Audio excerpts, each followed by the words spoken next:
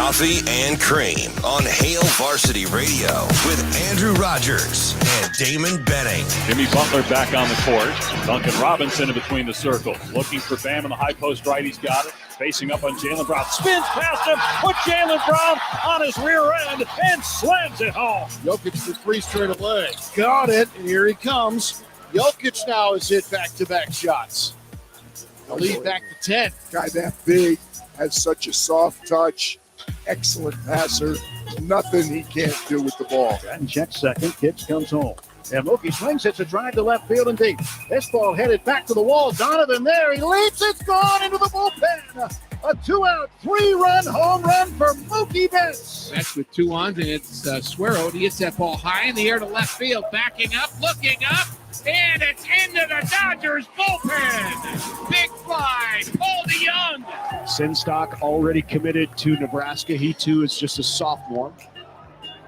He'll play for Will Bolt, hitting .322 on the year in his sophomore season. A couple of homers, races that into left field. Being waved around is Vasco. He's going to come home to try to score. Here comes the throw. And he's out at the plate. Gunned down by Nixon, Snyder, and left. And Vasco is out at the plate.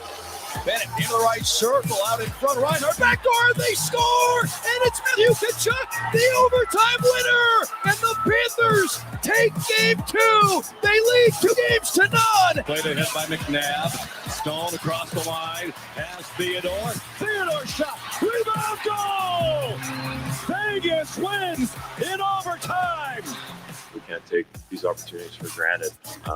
Doesn't come every year. Even last year didn't make playoffs, right? So it's an opportunity that we want to grab and make sure we're ready every game. Another week. Coffee and Cream in the morning on Hail Varsity Radio, powered by Currency. Good morning to all of you out there, wherever you find us, whether you are watching on the stream via YouTube or live on Twitter. We are also on ESPN Radio here in town and live from the H&H Chevrolet stage at Hail Varsity Club. Damon Benning, Andrew Rogers, happy to be back for another week. Good morning, DB. What up? How are things? Well, things are jam-packed.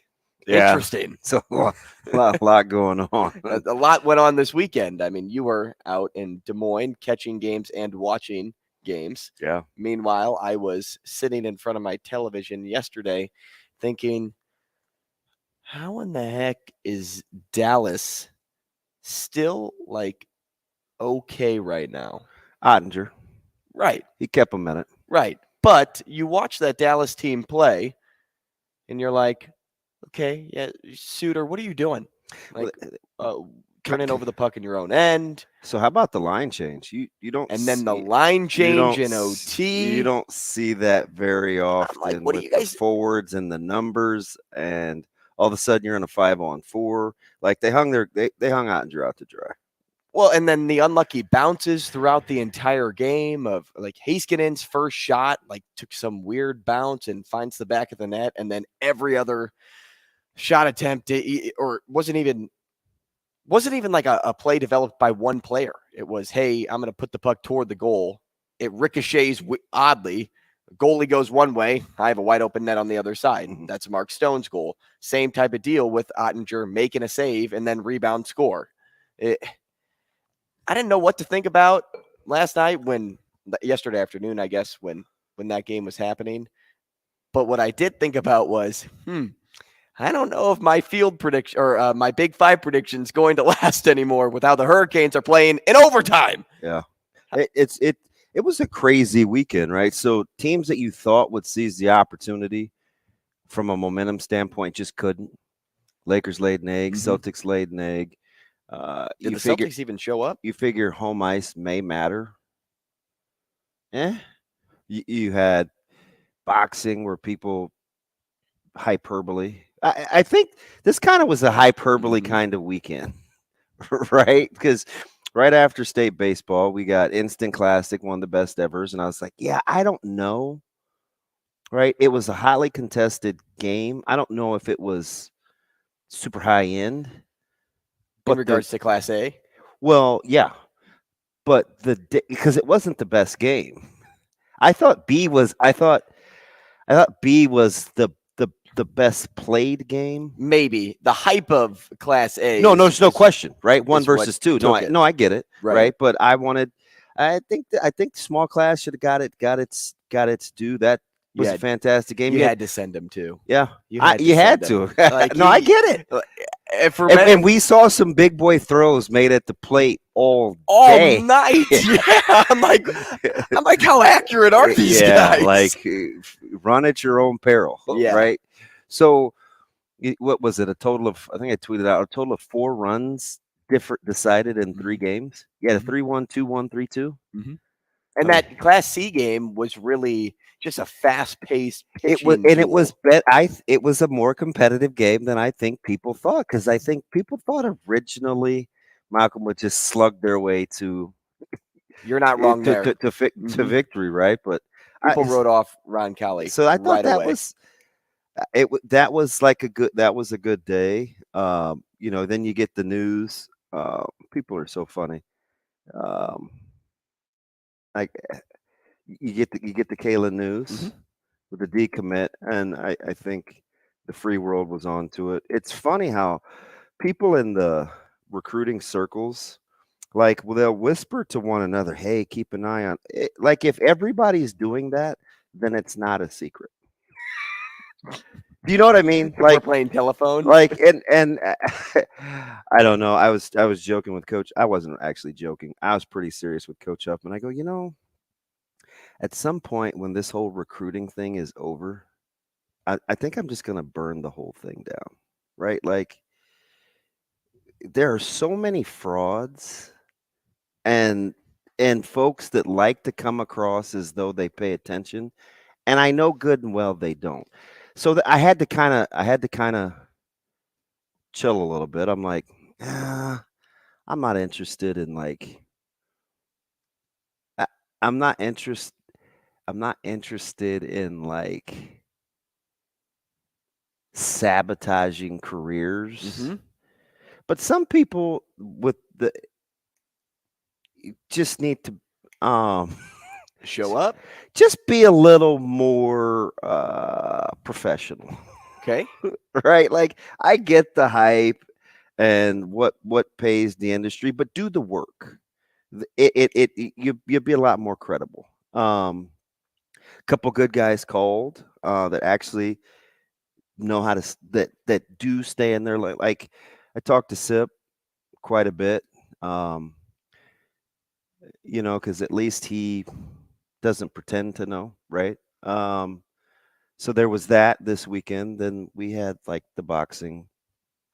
You had a horse race that basically flew under the radar.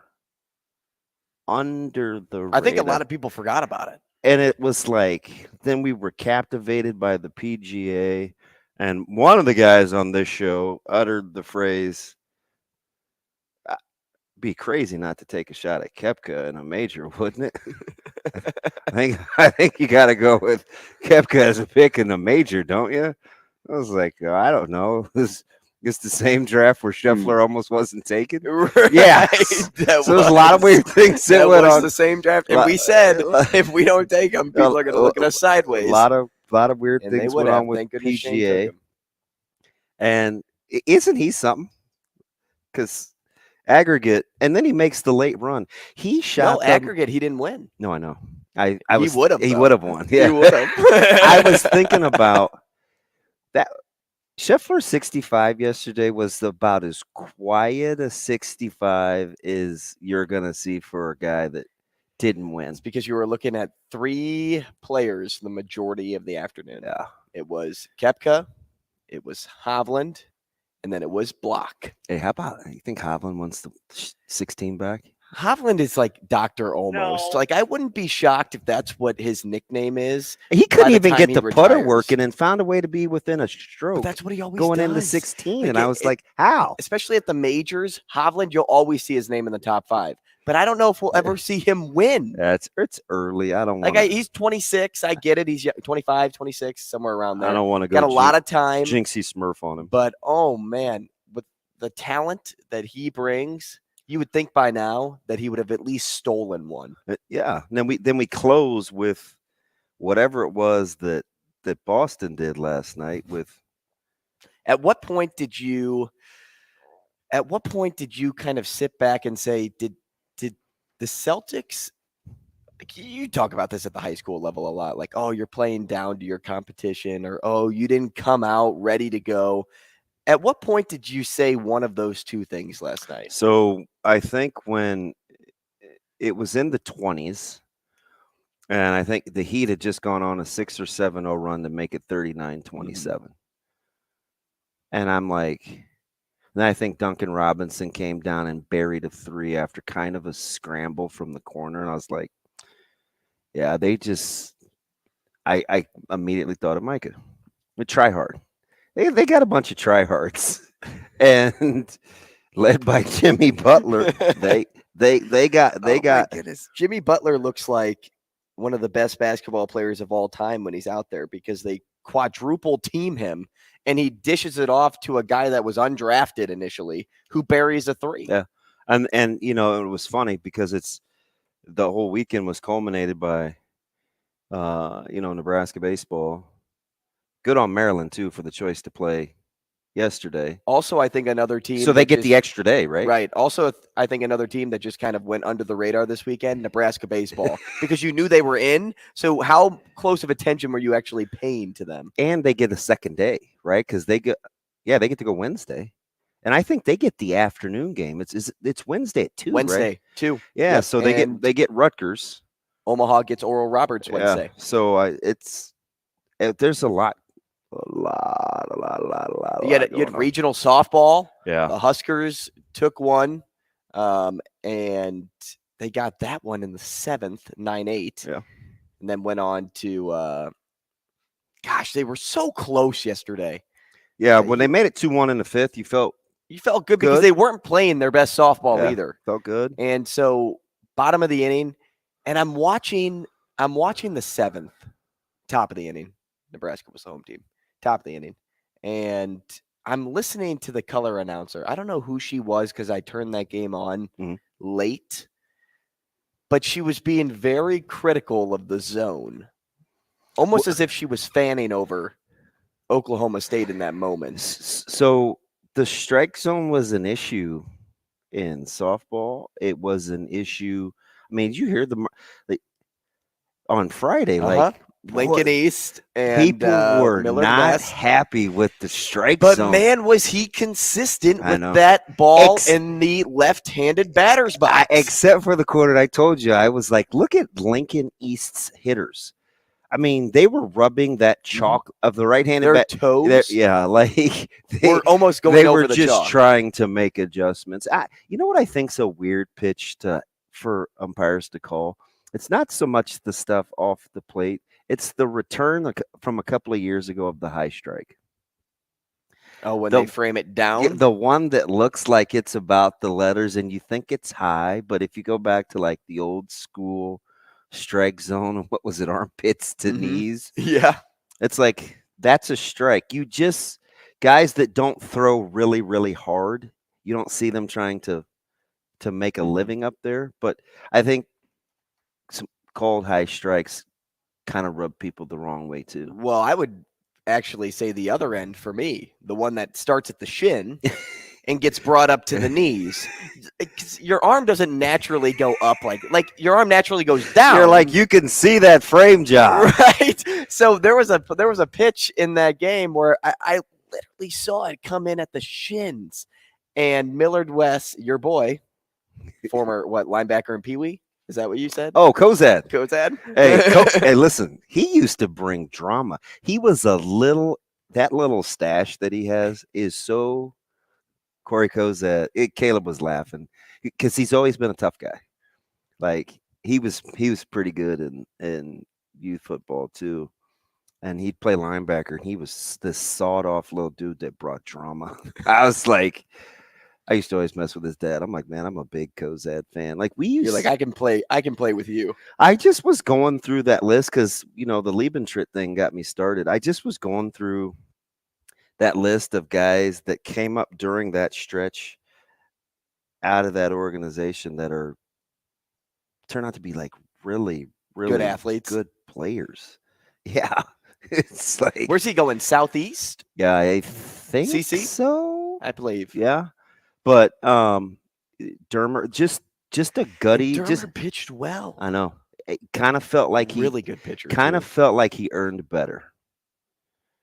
You know, you make a couple more plays, you're probably not in that situation. But the counterpoint to that is the swing and misses that Mick was. Listen, you get my fanboy with Carter Mick. It's your boy. He was impressive. So doesn't have a lot of velo, but he puts the ball where he wants to. What's my favorite thing about Carter Mick?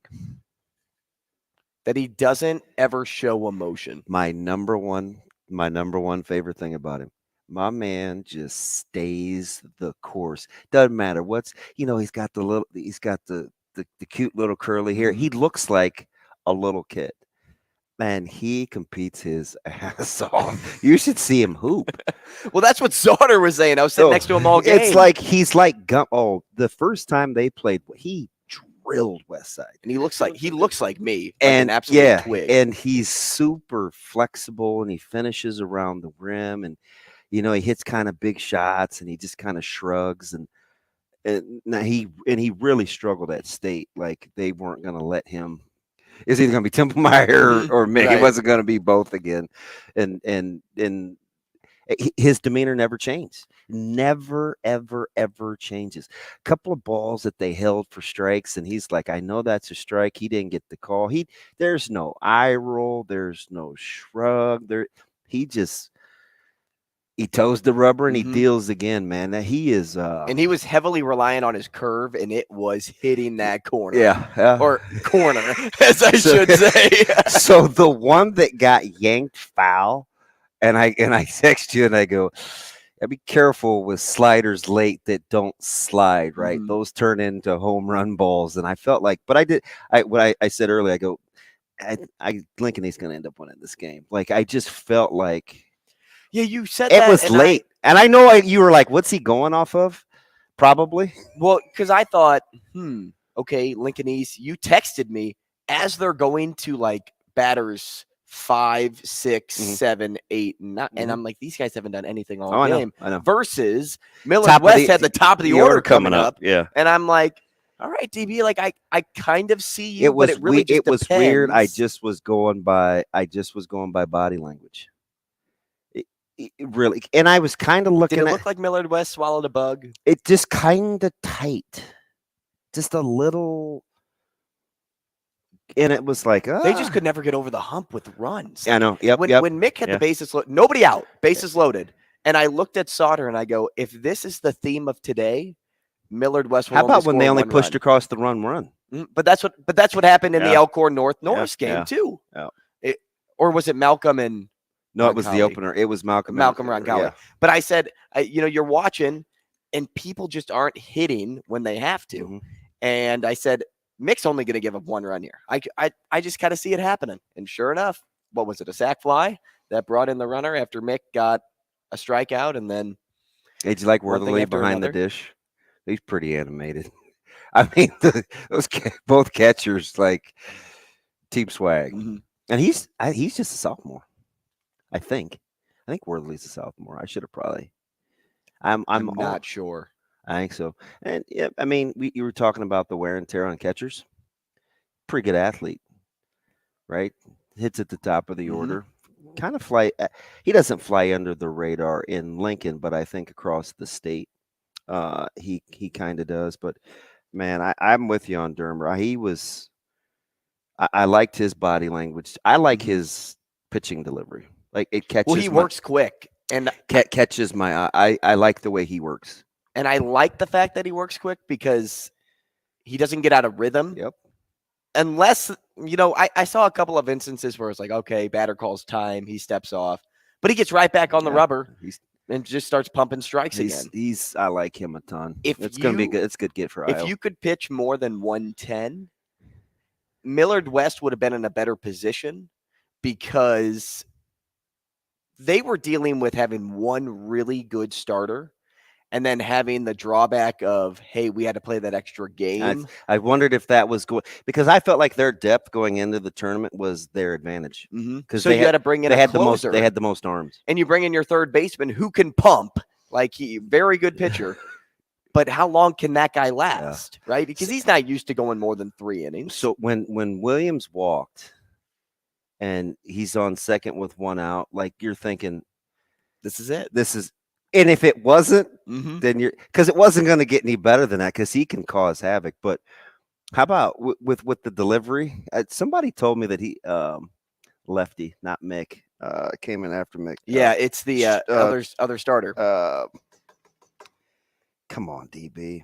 Hey, he's their stud. Number 3. Yeah, is guaranteed to pick a guy off, and so I think he kept them.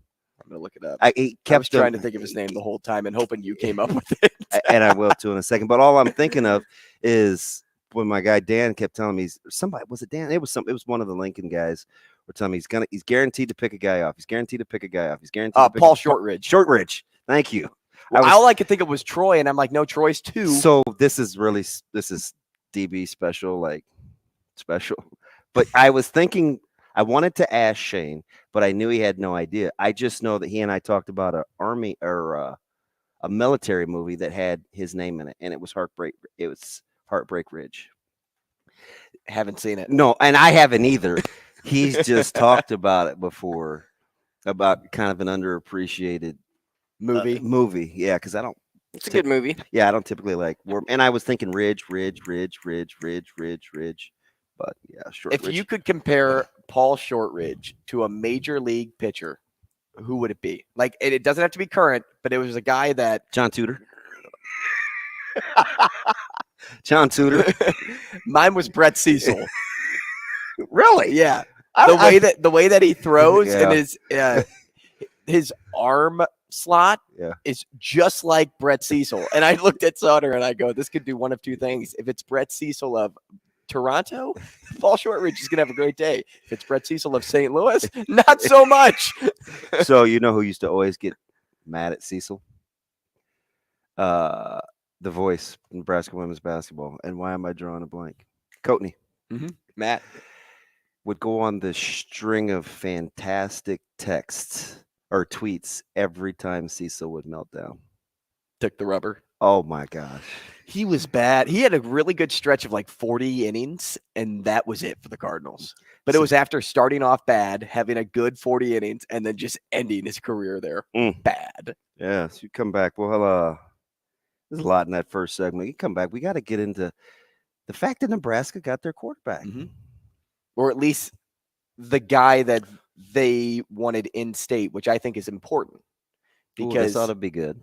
I'll save it. Yeah, I'll let that marinate a little bit. I'm gonna put the rub on the meat and just kind of let it sit there for about 15 minutes before we put it on the grill. So I feel like I got a pretty good feel, not just having played against him, know his offense, know his coaches, and talked to a lot of guys on the other end. So I kind of know what they're thinking too. And I haven't seen him at all. I haven't seen K-Line play at all. On the playoffs? Well, poo. Yeah, we'll get into it. So, interested to see that. Interested to still watch him. Oh, yeah. Because we still got another year under his belt, right? Yeah. Pat the seasoning in a little bit more. It goes. But I'll take it prep, then Grand Island, right? Then that one, right? Us. But I'll take it from probably a more topical, widespread angle. I like next. wide. Let's go wide. Rogers and Benning will be back in 5 minutes.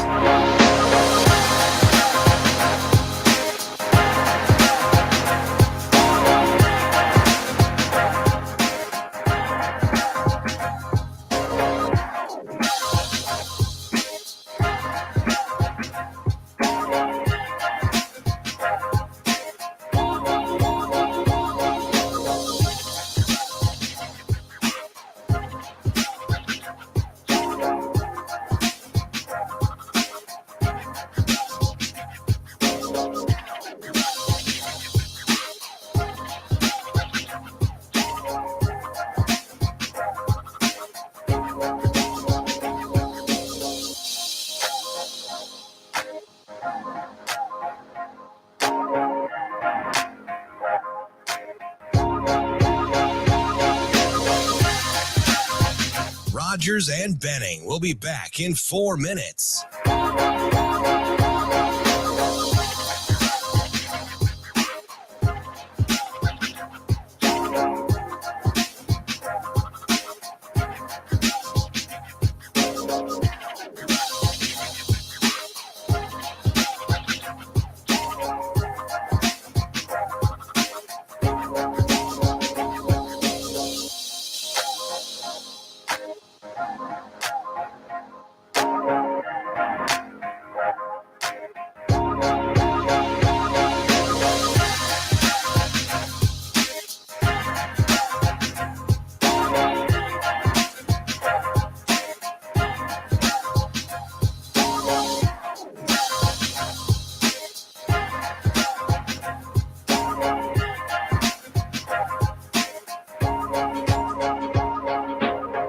Rogers and Benning will be back in 3 minutes.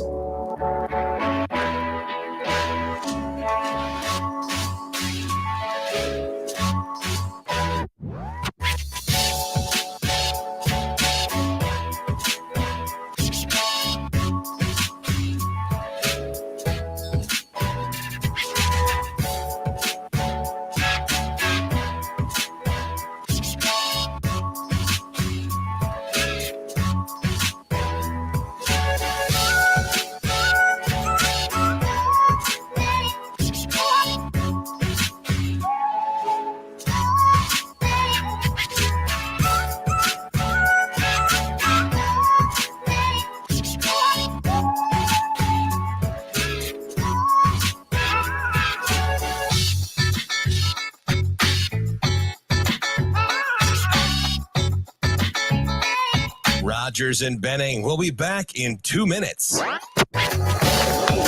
that sharply past the diving Peyton Moore.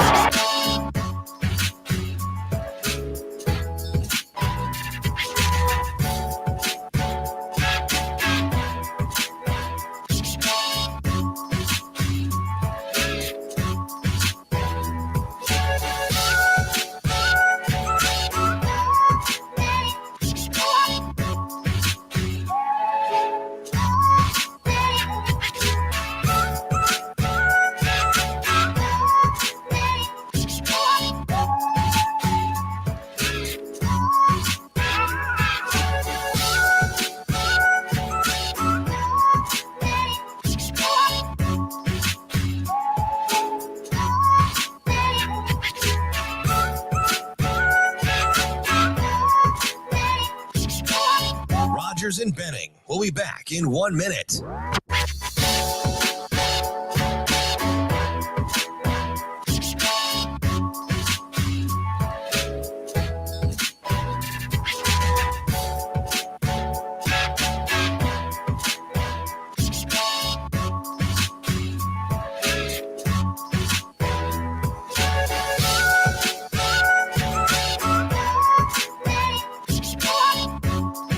Rogers and Benning will be back in 30 seconds.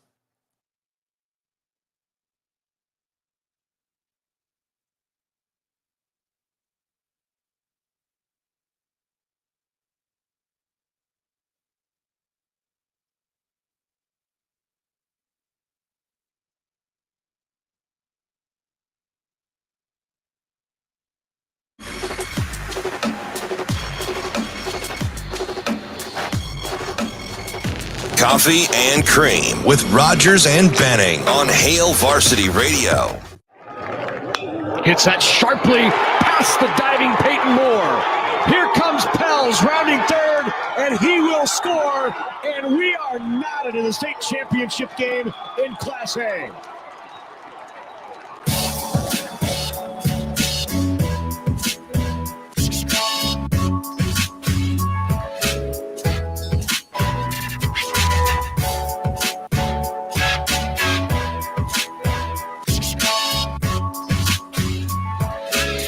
Hey, welcome back. Coffee and Cream in the morning on Hail Varsity Radio, powered by Currency. David Benning, Andrew Rogers, happy to have you with us. As because we went through the entire first segment just talking about things on TV this weekend. Didn't get too much like analysis, not too much in depth, except for high school baseball. But we didn't even get into track and field, which we can touch on too, because they had another great weekend. Absolutely. Shane, did I miss the Lincoln East clip? Yeah, I played it. Do you want me to play it again? Yeah, we were talking. I was talking about about food. I was talking about grilled cheese and and chicken and waffles. I mean, hits that sharply past the diving Peyton Moore. Here comes Pels rounding third, and he will score. And we are knotted in the state championship game in Class A. Then you're thinking, because it didn't seem like it should have been twos. No. Did it? No. It seemed like Lincoln East still had a lot of work to do. So early on, I was like, this is going to be kind of I could see that, 4-1, 5-0 type of game, because it was kind of like a slow. What did I say, 5-4? Yeah. I felt like, but even with that number, I was like, gosh, that sounds like too many runs for those guys. Remember I said on Friday, you said, I don't know, man. That sounds like a lot of runs for those guys. But it's just, oh man, just a lot of they play good baseball here. Play a lot of good baseball. Man, I wish it was just a tad bit warmer. If it was a tad bit warmer, like everybody with the blankets and the hats. I liked watching the high school seniors with wearing cutoff sleeves. Oh, tank tops. Oh my goodness, they're nuts though. Like you'll shorts, see them out at cutoff sleeves. Football in October with no shirts on, just painted. It's like, I don't know. At what age was it, or do you grow up not bothered by cold though? Because I was always bothered by cold. Really? Always. It's hard for me to get Micah to wear pants. Like kids they just don't get cold. And we try to will it into folks. That's why you can't wear sleeves and stuff like for high school. We thought it was going to pay dividends in state, but we practiced outside the whole time, and it never really got cold for the game. It's just a regular November night, which is a blessing for every fan in the stands. Well, I've been in some doozies, man. Teens, sleet, probably not as cold, but the worst conditions we didn't play in. It was the first time around for Westside Bellevue West. It was like snow and sleet. How about the 2019 state final games at Memorial? Yeah. Is that what you're referring to? Oh my goodness, it was a blizzard out there. I was worried about getting there. I was worried about getting home. And in the morning, we played prep one year. I think Stick was either a junior or a senior. He had a stud receiver, Erzendowski, that was probably, I don't know, seemed like it was about 18, 19 degrees. It was not warm. Good. We actually practiced at Creighton's indoor facility a couple of days to get ready for that one. That was the first time that I ever burnt my glove on a kerosene heater. Wasn't anywhere near it. I had some nice black Thinsulates with the grip bottoms. All of a sudden, you could see your hand. My fingers were melted together. Right. It's like, a little too close on that one. So, do you wish? Okay, maybe you're not the right man to ask because you're not a high school football player. But Memorial Stadium I once pretended versus to be. UNI. Like you have the dome versus the outdoor venue. Because the dome takes away every variable. I kind of like playing it outside at the high school level. Now, when I get to the Super Bowl and it's professionals, I want warm weather. But I fudge, man. Even with national championship games in college, I want weather to be a factor. Because I just think it matters, man. I just think there's a distinct advantage for teams that can build their rosters to play in a certain region and always get to play in that region. And you play in the Big Ten, you can't be like that. If you want to win. You deal with November night games. Yeah, not if you want to win your conference. I mean, Ohio State's really the only team that I think builds that way regardless. Because even Michigan, I was talking to a couple of people close to them. Man, did they like their trenches this year? It's better than a year ago. Really? Up front offensively and defensively for Michigan. If that's the case, that's pretty scary. Pretty scary. Now, is that because Oluwatimi had so much hype? And you lost Mozzie. Right, but I'm saying like everybody's like when you thought about the trenches of Michigan, you thought about him. I think it's their young depth. And remember, they're back-to-back years having guys along that D-line drafted. Remember, it started with the tandem. What's his buckets that's in Detroit? Hutchinson. Yeah, and his counterpart that I interviewed, and I forget his name, that blew out his Achilles in his pro workout in the Ravens, or somebody still drafted him. Was it Dallas or the Ravens? I almost said Olajari, but he's from Georgia. Similar vein. Wow, this is not my morning. And that's usually because you're normally a name guy. Yeah, but there's so many things that I want to get to, and I'm like, gosh, do we save Danny for Sam? We can do Danny as a lead up to Sam even. Yeah. So hey, you know the funny thing about that? Do you remember the recruiting? The first time we got into kind of a recruiting thing, and I think you asked me, or somebody asked me what I thought about Raiola coming after Shafe's crystal ball. Mm-hmm. And I said, this isn't going to be popular. I said, but I'm 60-40, he's out. Right? It was close, but I was 60-40. And then a couple weeks later, Danny commits to Missouri. And we had kind of the explosive recruiting show because I was bothered by people being mad that he chose elsewhere. That he picked Missouri. And I was like, well, Nebraska was his job. I'm like, listen, do you remember this? Mm-hmm. I'm like, guys. Oh, yeah. I'd even say you're giving yourself too little of credit when you went with the crystal ball prediction. That was like months ago. And I said, guys, Drinkwitz had been here. Missouri had been here a couple of times. Like, they're way ahead.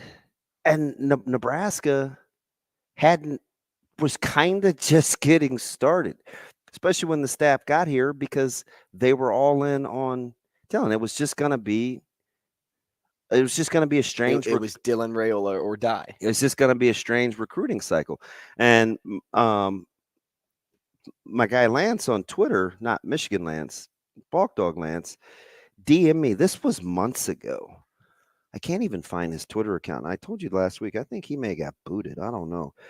But he said, hey, you know why? Where is Nebraska with their quarterback situation? Nobody else is even being listed. Oh, yeah. So this was probably, I'm scrolling way back through this thing. But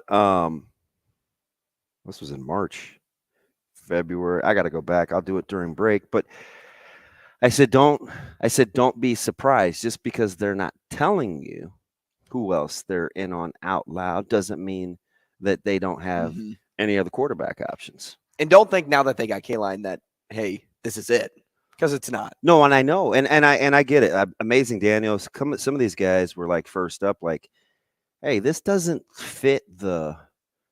We got into like whether it was a plan. He and I didn't. Whether this was a plan B, whether it was plan A, whether they were working it all along, how it doesn't fit the quarterback run game, this, that, and the other.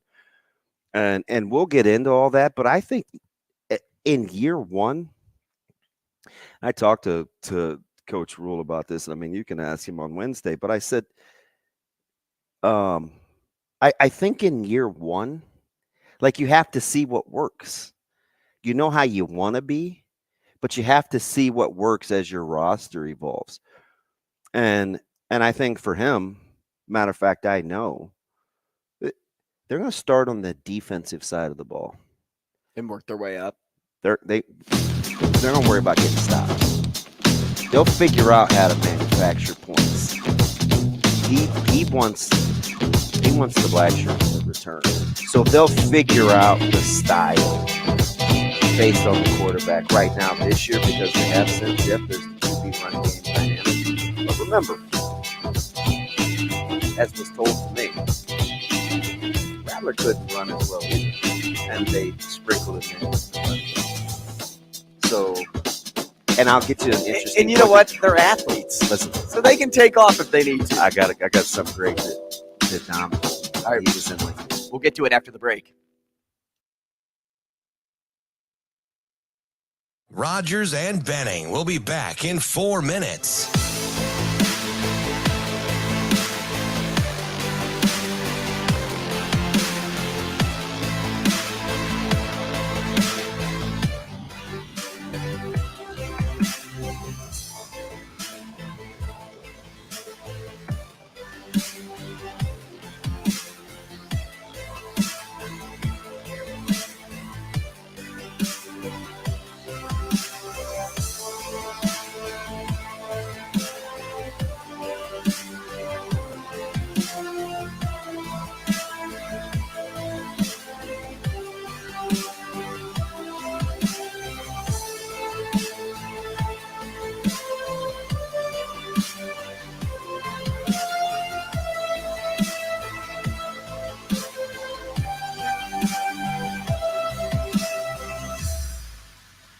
Rogers and Benning will be back in 3 minutes.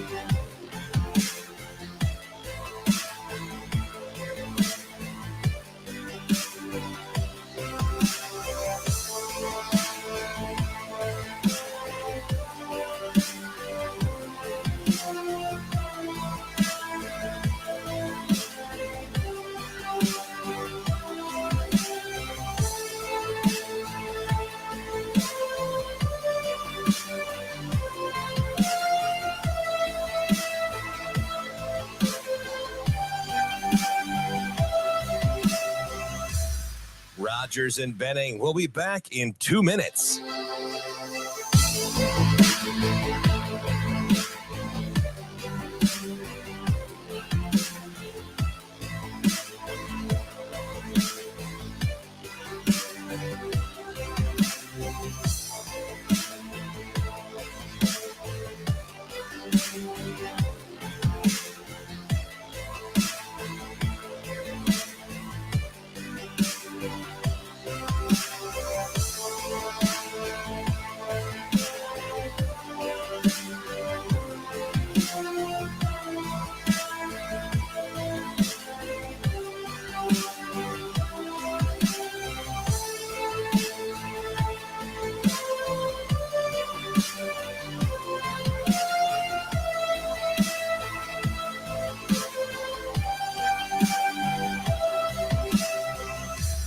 Rogers and Benning will be back in 1 minute.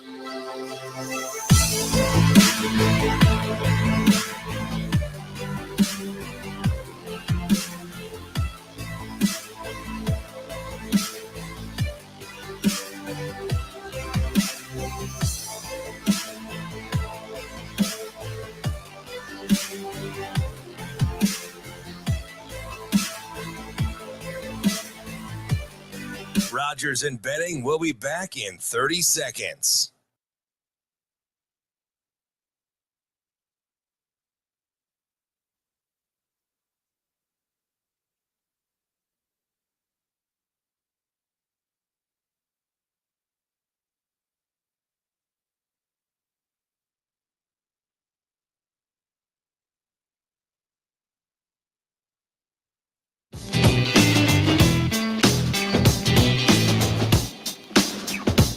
Coffee and Cream with Rogers and Benning on Hail Varsity Radio.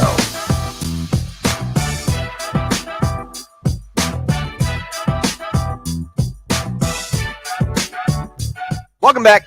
Coffee and Cream in the morning on Hail Varsity Radio, powered by Currency. Damon Benning, Andrew Rogers, our friend on the stream, DB. I keep hearing two different pronunciations for, is it Kaylin or K-Line?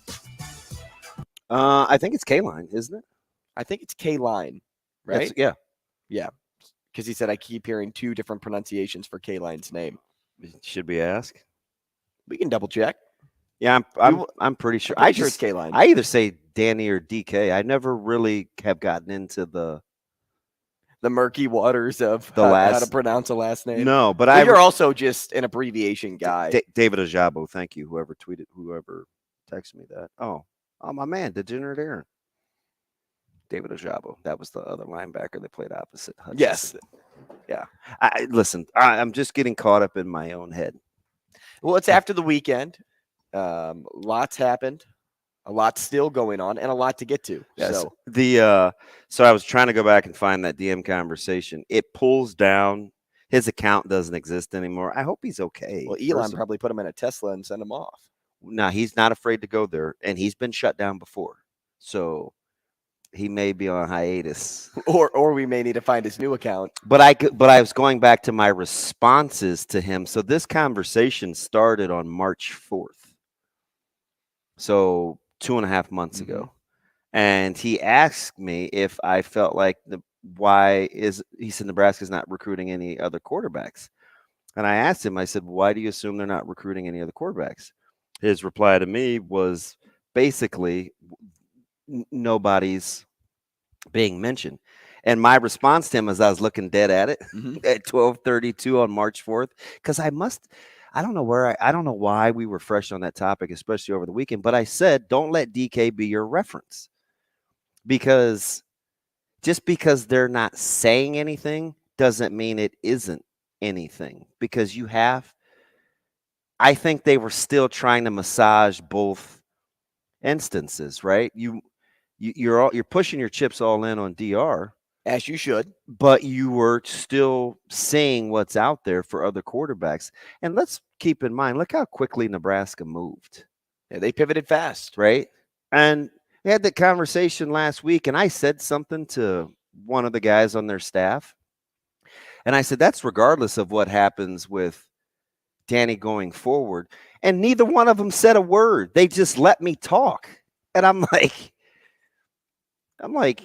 I gave you the impression that I felt like it was still open. This was a week ago, and you guys didn't even bat an eye.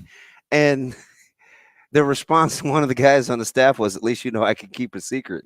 I was like, oh, we're out of the tree of trust, man. Like, nah. I said, okay, I see how we're playing this. Like, but you kind of got the sense. And I mean, somebody always tells somebody around here something, and then it inevitably just it gets around, and so he sat on it, and then it went quick. And then my it's funny too, because people know what's going to happen, but you have to tease it for business, right? And it's like, hey, keep an eye on. Stop doing that. Like, come on. Again, if enough folks are how many times you hear about it at the baseball game? About DK? Yeah. Right? That's early on Friday. Yeah, probably at least 3. It's like 2 from the same. Yeah. 119. 119 times. And so we've gotten into this whole system and style and what's Nebraska going to do. And I remember being at a practice with Dom, and we're talking about like a ton of things. And this is how I knew he watched college sport. Like, he's paying attention, right? Because this was their first weekend. So it had to be the 25th, because this was really their first weekend getting a chance to spend time around Coach Rule and Coach Satterfield. And we were talking about running dynamics, and I was talking about Dylan's frame, and because he's kind of a big guy, right? Like, super fit doesn't look like is not the term that I would use. He's just a big-bodied kid. And I was like, I said, so myth, reality. We're just talking about the ability to run and move around in the pocket. And Dom brings up Clemson and South Carolina football. And he goes, yeah, he said it was kind of like with Rattler. He goes, you get in and they're like in Wildcat. Like, why would you take your star quarterback out of the game to run Wildcat? I mean, that was basically his question. But I didn't know if it was, would he be bothered by that if that was Dylan? Is he telling me that Dylan could be good enough as a runner to not have to come out of the game. So I didn't press because I'm just taking in information, right? I'm not really asking for follow-up because when we got rolling, I didn't want to mess up the flow. And about 4 or 5 minutes after the conversation about the Wildcat package and what Coach Satterfield likes to do in the red zone, let me know right away he's very well versed in keeping an eye. He did his homework. Right. And I was like, I said, so you watch a lot of college football? He's like, you're damn right.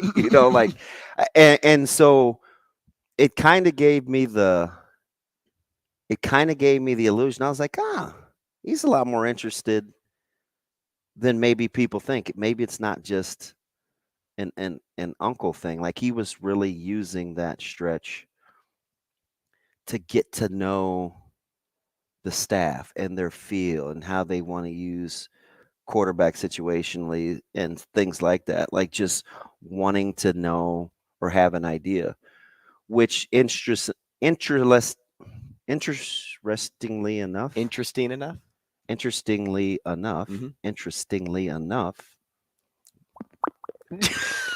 I don't know. Just a him saying that about his kiddo at the high school level before he got to college changed my thought process on how hard I wanted to be on Casey, with him wanting to know exactly how he was going to be used when we got into the obsessed versus committed discussion, right? See, at no point was I bothered by Casey wanting details, right?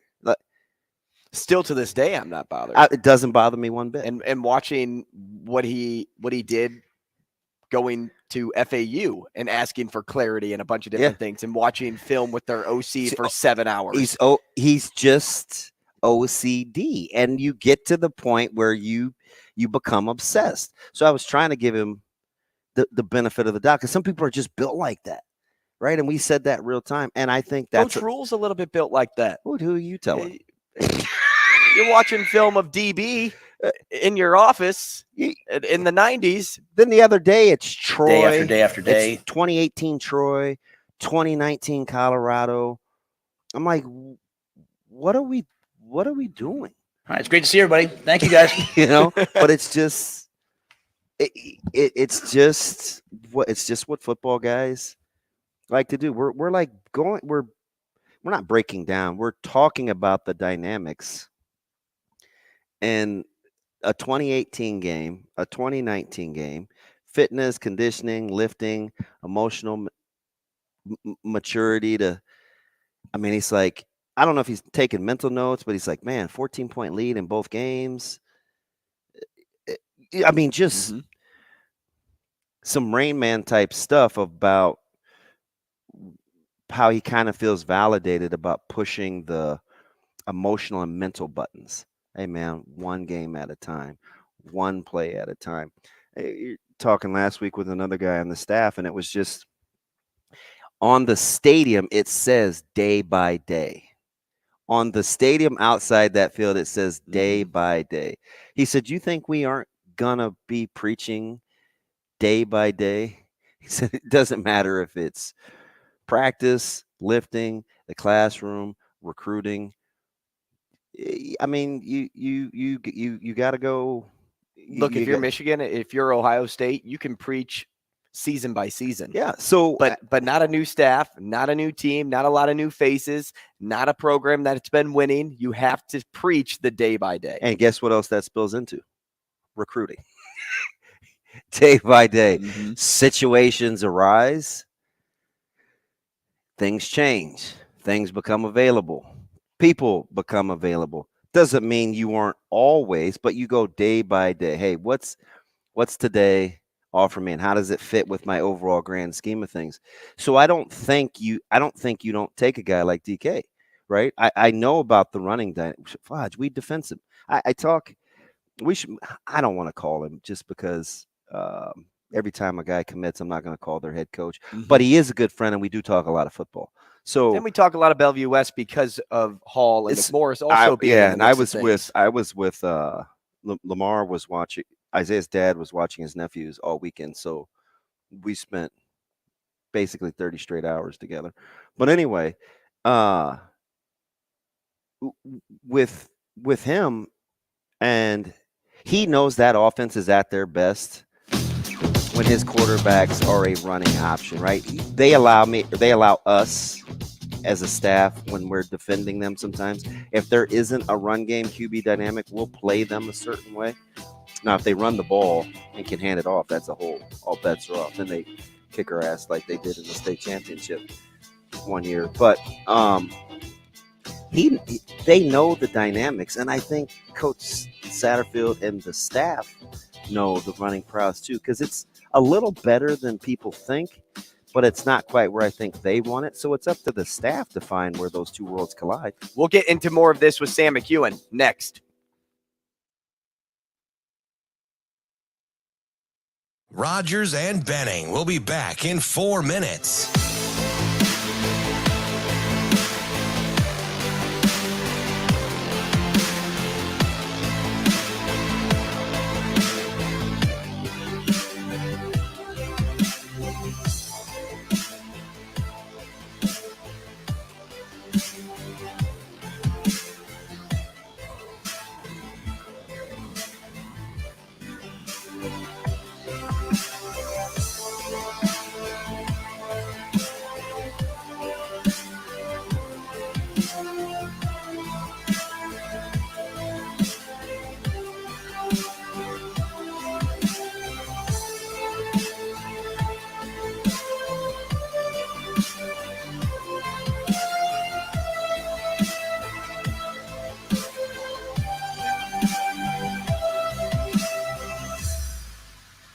Rogers and Benning will be back in 3 minutes.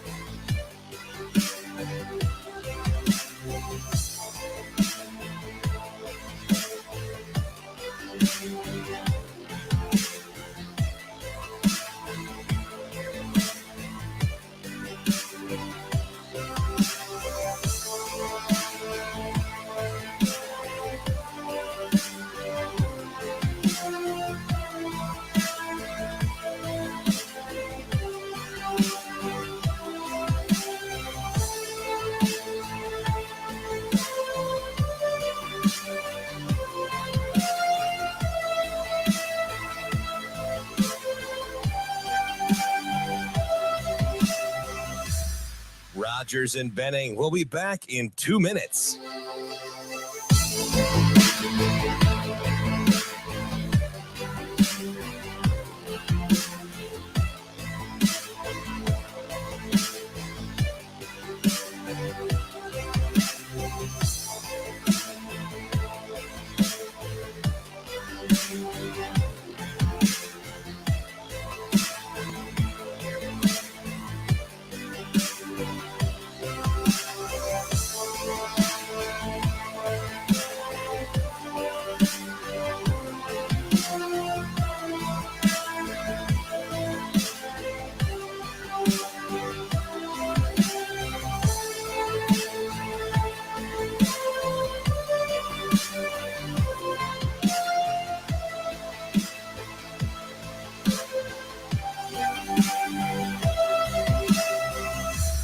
Rogers and Benning will be back in 1 minute.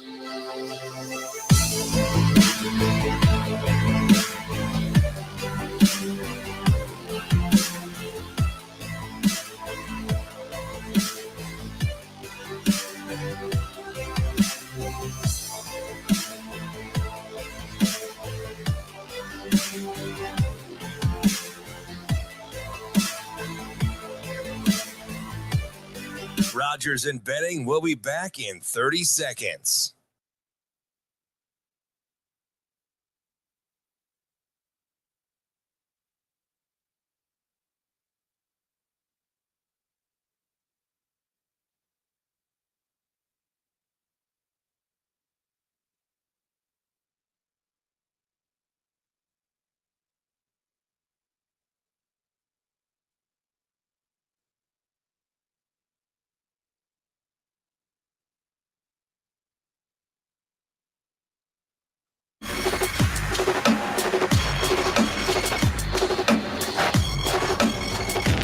Coffee and Cream with Rogers and Benning on Hail Varsity Radio. Here is the sports editor for the Omaha World-Herald, Sam McKewon. That's fine. Sam McKewon. We're gonna throw the ball, and you just stand back there and throw it where you want to go. That kind of thing. Sam McKewon. Are you guys going? Sure. Now, Sam McKewon.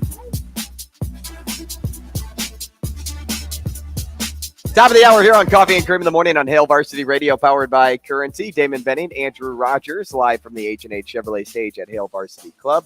Wherever you find us, 590 ESPN Omaha, live on Twitter, live on YouTube. Thank you for joining us, and thank you to Sam McKewon, who always chooses to join us on a Monday. Sam, good morning. Good morning. How are you? Good, Sam. How are you? How are things?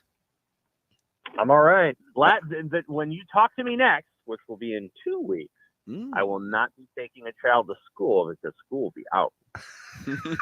Hey, it's the small victory, Sam. Small He's victories. just tired of the drop-off She question. can drive next year, so she's going to be driving. I've been there. I get it. I get it. Oh. I'm sure that's a great day when you have to do that. Dude, just battling school lines in general. My middle guy, his is the worst. Like I see, people, stake claim in the neighborhoods, and it makes traveling down the middle of the street crazy. I see people pull up in front of people's driveways. Like, you can't do that. Like, people, they couldn't care less. Like, you're parked in front of their driveway. Like, why? Because it's 17 steps closer. Do you feel like you should do that? Your kid probably needs the steps anyway. Like, let him walk additional. Like, get out of it. Yeah, it's a free for all, Sam. I'm glad you'll be out of that phase. I am. Yeah, very soon, and then she'll have to wrestle with it. She probably won't enjoy it, but she'll figure it out. Hey, speaking of figuring it out, we were talking about obviously the recruiting news, slow burn to a quick torrid forest fire with the news on Danny and committing to Nebraska after decommitting from Missouri. How do you think that process played out emotionally for Nebraska's staff first? I think there was probably a little bit of, the dominoes I think were pretty set up, right? But there's still that last piece of the kids got to say yes. The kids gotta do it, and so I'm sure it was a relief, but also genuine excitement. I think you could get a commit from some quarterbacks, and it's just a quarterback in the class, and you're glad to have them, and isn't that nice? And then I think you can get that commit and understand, not just because it's an in-state commit, but it's that specific person that you could get a lot of momentum in your recruiting class, and so I'm sure there was a lot of emotions there, probably a lot of, here we go. Now we got a guy in the class that we know is going to come down and say whatever we want him to say. Like, and he will. He'll recruit, and he will be a forward personality in that class. And so I'm sure they were pretty fired up. They needed somebody like that in the class, to be really honest with you. And now they have one. That will do peer recruiting. Oh yeah. And we'll do it and also be able to, say, hey, this is where it's going. And is a good quarterback. Like I think that's something we didn't talk a lot about with Danny. But is good. He's a good player. And so I think that will help to anchor the class, and they might be able to get a few extra recruits as a result. Sam, not only is it a nice signing when it comes to depth at the position next year, but how important was this signing for Coach Rule and the rest of his staff to flip an in-state recruit, somebody we looked at as a top in-state recruit, so that in turn, it can lead to more in-state recruits of this caliber? I think it'll help. Obviously he's got two teammates that he's going to try to convince to come to Nebraska, and he might be successful in that, although they're going to have to make their own decision. But they know who they will be throwing them the ball, and that's helpful. The relationship is already built on the field. And so that'll be helpful, I think. I think what I would say is each individual person is a different guy when it comes to Omaha, for sure. And I think it's getting that way in the whole state. I think there might be a little, I-80 corridor from Lincoln, Lincoln to maybe, I don't know, Kearney, and then you might be able to get the kids out in Scottsbluff almost no matter what if you offer them, because Garrett Nelson and all the rest. But most of these kids are going to have to recruit as individual people. So, Danny Kalen's commitment won't necessarily sway them completely. But I also think, there's a really good feeling about, okay, here's the person who's going to be throwing the football to me. Here's the person who is going to sound like a coach when he talks to some of these kids. So it's gonna come off, I think. And again, I'm not trying to knock Garrett McGuire here. If you talk to Danny Kalen and Garrett McGuire, I don't know that you'd find a lot of difference in the way that they talk. Danny's a sharp kid, has been doing this a long time, and so he sounds like somebody who kind of has been around it and can say some of the right things. One of the concerns that I had, at some point it became clear Dylan Rill wasn't coming to Nebraska, is if it drags out too long, even if you get a quarterback, that guy's not really going to know a lot about Nebraska unless it was Kalen. They got him, and so now I think it boosts a lot of different things for Matt Rule. It's going to make his first class a better class as a result. When you're taking a look at, I think it's weird. I was talking with Coach Huffman yesterday, and I said, must be nice to be well liked again, right? Because, right? I mean, and you know how I feel about it, right? It just drives me crazy that people think that he doesn't like Nebraska because of some school choices that his players have made. And I've always argued that his obligation isn't to a state school, which he does love. I mean, he's got Nebraska chairs in his basement. He likes Nebraska a lot. Well, he used to think he was Remington when we were kids, right? He's a Nebraska guy. But I say all that to say, why sometimes is his offense beneficial for recruiting, and then others times it's a system thing, so this guy is blank, blank, blank. Why do you think we lack consistency when it comes to evaluating his players? Does it have mainly to do with whether they come to Nebraska or not? Because it feels like that. A little bit. It feels a lot like that. It's annoying. It is. I would agree with you. I think it is. I think it is annoying. I don't think it has a lot to do with him. So there's things about that offense that are translatable. There's some things that, Danny's the quarterback in Nebraska. He's going to do some things at Nebraska that he is doing at the Bellevue West and vice versa. But the offense, they run the ball. They run it when they can run the ball. They run it a lot. They have 2,000-yard rushers. They run the ball so much, kind of thing. So they run the ball. They like to throw to tight ends. They like to throw to inside receivers and outside receivers. Yeah, they're able to stretch the field. What they're really good at, what Bellevue West has always been really good at, is hitting the big play. And there isn't a single team in the state, especially in the metro, that's going to turn down a big play. And if what they're able to do is get guys in their offense who can outrun other people, you're going to throw the ball deep. And it may look like, this is just kind of a spread offense, but reality is it's just a big play, and you're never going to turn those down. And so Kalen's good at, and his predecessors have been too, good at finding open guys. And yeah, they do have great receivers. They do. I mean, let's be honest. They've had them. That goes back, 15 years. But he'll do whatever he can do to win games, and he likes to run the football when he can. I think it's a great offense that they run. I think what I would say is that offense at the collegiate level is, and it's going to happen in the NFL too. You're already seeing the shift in the NFL. Defenses are starting to slow down these spread offenses. They're putting different personnel on the field, and they're tailoring their schemes and their systems to stop some of that. Mm-hmm. And if you don't have an athletic advantage, some people do it at the some people do it at the high school level. Sam, nudge, nudge, wink, wink. This is true. Well, yeah, why I think Wisconsin's going to have trouble, unless they really, I think Wisconsin's going to struggle, because if they think they're going to go out there in 11 personnel and just throw it around like they did at SMU or North Carolina, they're sorely mistaken.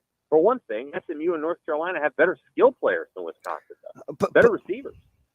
Not to get too far off topic, Sam, but why do you think?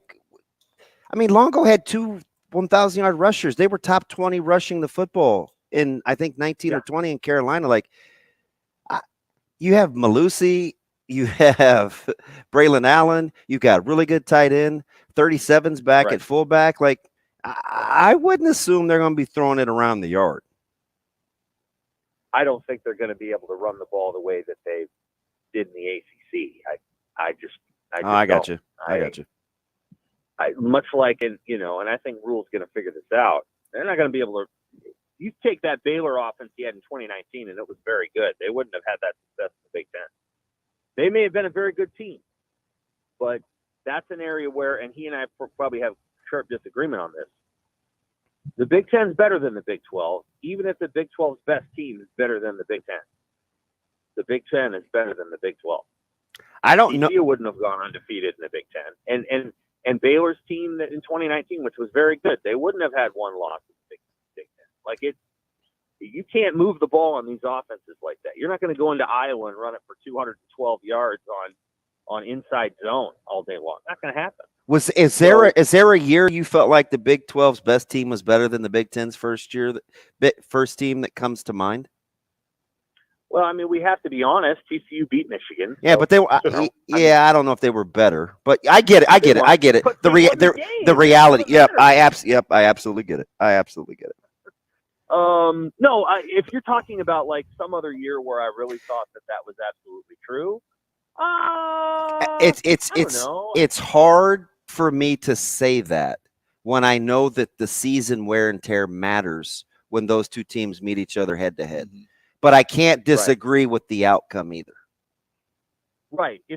So here's the thing. If Michigan and TCU, and Brett Bielema once told me this, first thing I did when I joined the World-Herald was go on that Big Ten tour, and I sat down with Brett Bielema and in his office, and he goes, if we play that Rose Bowl 1 week after the end of the season, we beat TCU by 3 or 4 touchdowns.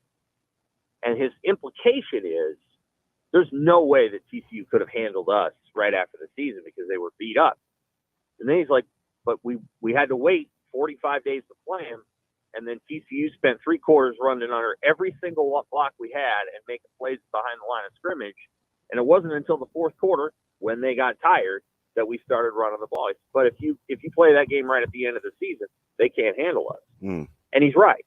So part of what happens is, if you play a team in a 1-game setting, 1.5 months after the end of the season, you're playing a team that's completely healthy. And it's not the same as playing them as part of the grind. So Rule learned that. So will Satterfield. Like, there's not going to be a game in the Big Ten where they drop 70 like they did on Tennessee. It's not going to happen. So, and I think he knows that, right? Like, I think he knows that. I think he's aware of that. But moving the ball in this league is way harder than moving the ball in some other leagues. I think what Wisconsin's going to find out is if they think they're going to run, the 5 running plays that they do at North Carolina or whatever, and they think they're going to get it done, I think they're going to be mistaken. But anyway, back to the Bellevue West thing. I mean, that offense is great. They have superior athletes. And Danny Kaelin is really good in it. Anybody can go watch his highlight film. And of course, it's a highlight film. It's not definitive. But you can go watch him play in that film, and you're going to see some stuff, specifically as it relates to his footwork and his ability to buy himself an extra half second because of the way he moves. Not scrambling around, not running 14 yards backwards, and then evading 7 people, not Tommy Armstrong stuff, but just his ability to buy a half second not only reduces some of the wear and tear on him physically, but it creates space for his receivers. There's little things that he does that are just really, he's able to move to his left, to throw back to his right, understanding that if he moves to his left and evades one thing, he can throw back to his right and gain, and he's got more margin for error throwing it back into traffic because he's leading the receiver. It's good stuff. Like he's good. Yeah. I was going to take when we were talking about the league, I had a question that I was brewing up in my mind, but I'm going to go back to DK because you have me thinking about this.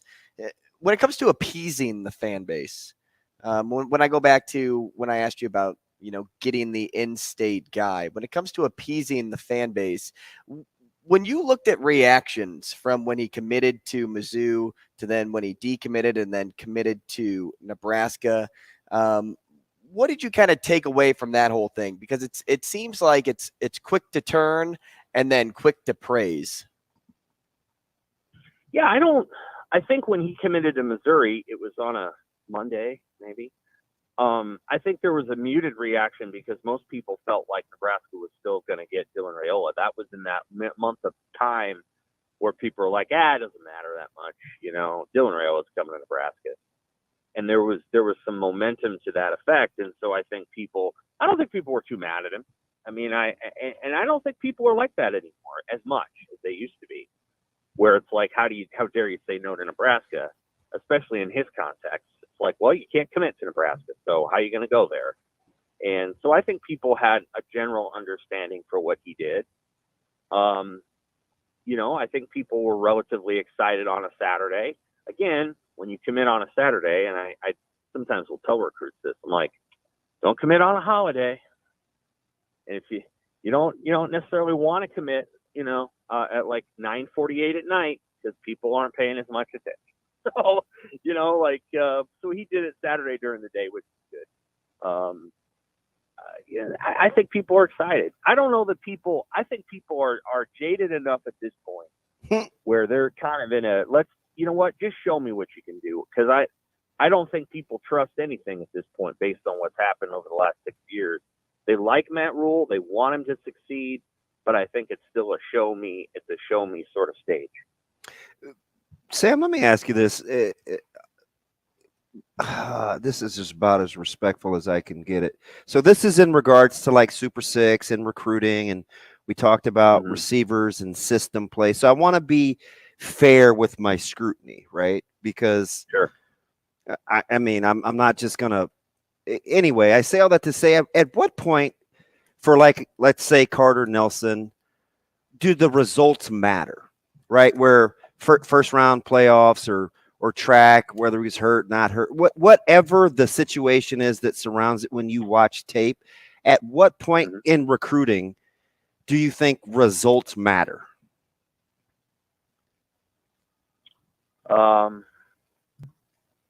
Well, they matter. Simultaneously, there's an understanding of upside, and an appreciation for that. I think that would be true with Malachi Coleman, for example. Malachi's numbers are not as good as many of the receivers that have signed with Nebraska over the years, and yet I think the expectations for Malachi are higher than many of the receivers. It's a great. That's a great example. Xavier Betts had great numbers in high school. This is interesting. Xavier Betts had great numbers in high school, and I think the expectations for Malachi Coleman are higher. It's why I asked the question, Sam. It's become annoying. Right, and here's the thing. Betts is I will say that I think that's a more physically talented player than Malachi. I don't mean that as a knock. That's how much I think of Betts. I mean, I think he's about as gifted as it comes. But there was just a kind of cynicism around his recruiting, because of grades or whatever, that like people were just not really sure if he was gonna play. So I think with Malachi it's a little bit different. You know, he's marketed himself well, and he's got a nonprofit. He's got an incredible story. I mean, it's an amazing story, and he's lived every second of that. And we had a great feature in the paper yesterday about him. But yeah, so I think Carter Nelson, I don't know that I would necessarily automatically lump him in that category. But he's an incredible athlete. Everybody knows that. I think there's probably an intersection between those things. There's going to be players in the state of Nebraska that run for 2,310 yards, and they're probably not college running backs. You know, the context in which they play, where they play, the line behind they play, or if they're an 8-man running back. And, hey, would you take Ben Bramer or Carter Nelson? Ben Bramer. Right. What? I mean, and that's not a knock on Carter. No, I know. So we got to be able to have these conversations without feeling like we're hurting people's feelings. Oh yeah. I don't want to have to apologize for it. I mean, we could have these conversations and not have to say we're sorry. Right. You know, I again, what I would say about Nelson is he's an elite athlete who has also shown a predisposition to looking around, you know, and at least taking the visits. Whereas Bramer committed to Nebraska, you know, not weeks, but, you know, 2 years before he signed with Iowa State, or a year and a half, you know. And so there wasn't time to build up his reputation. But, you know, Bramer's a bigger guy. Bramer's a football player. I think Carter Nelson is too, but Carter Nelson's going to have to gain some weight. You know, I mean, I don't think he's quite the finished weight product. Whereas, Bramer, even Bramer's still a little thin. He's going to grow quite a bit. Right. He was at the track, and he's not as good of a track athlete as Nelson, but you know, he's the biggest guy out there. I mean, he's the tallest guy, you know, and so you're like, and Bramer's got, I don't know, 13-inch hands. So listen, he's fast and a lot of speed. Really, yeah, he's really good. Like it was a huge loss for Nebraska, for him to not come to Nebraska. It's very unfortunate, and I think he'll have a very nice career at Iowa State. It's too bad that he's not coming to Nebraska. Let me get you out on this because we're friends. I only gave you 40 seconds. How hard, how difficult will the Super 6 be for you this year? Really hard, but it was hard last year too. Yeah, it was hard last year too. It'll be really hard this year. But we've got a lot of great players to choose from, and we will have a great Super 6. Was it hard last year because of the influx of the portal? Well, if a guy like Sledge doesn't make it, it's hard. Yeah, last year it was hard because there were like 10 guys that could have made it. And right. We picked 6, and it's going to be the same deal this year. 10 guys can make it. We're picking 6. We're not going to go with 8. We're not going to go with 10. We're going with 6. Thanks, Sam. We appreciate you. Appreciate it, Sam. Take care. We'll be back.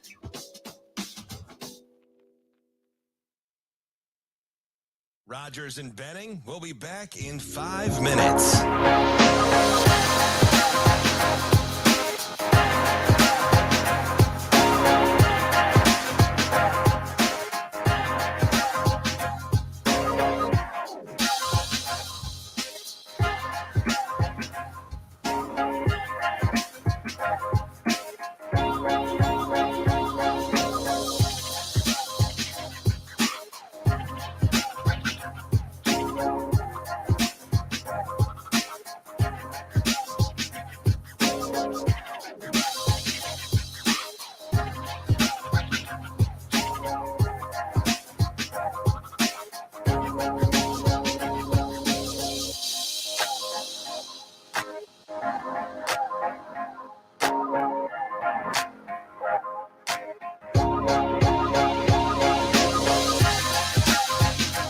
Rogers and Benning will be back in 4 minutes.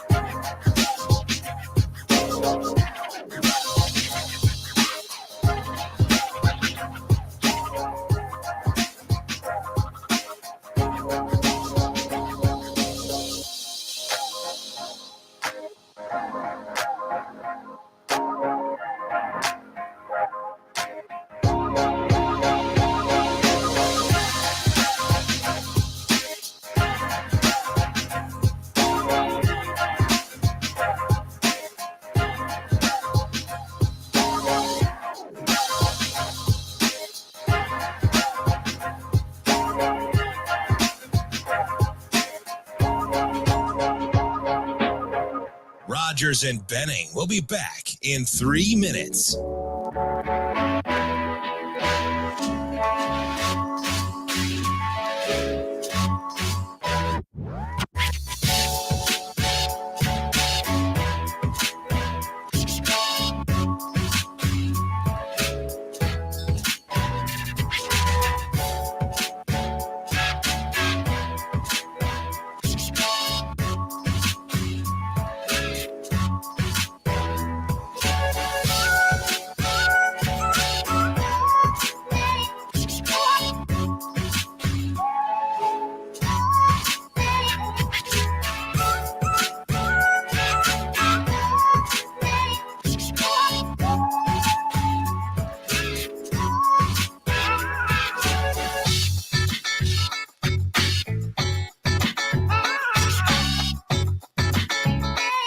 Rogers and Benning will be back in 2 minutes.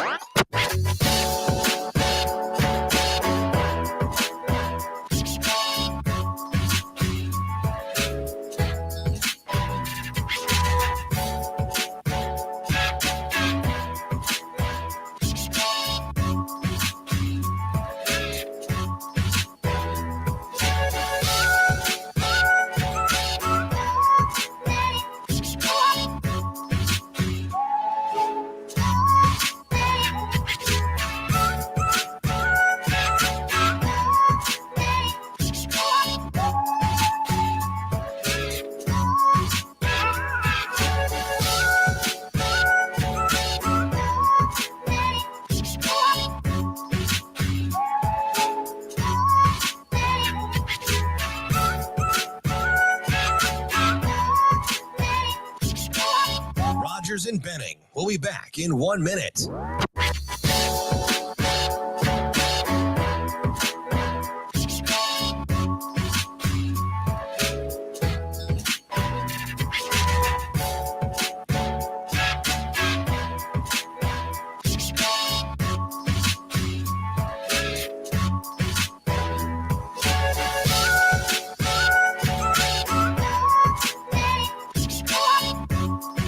Rogers and Benning will be back in 30 seconds.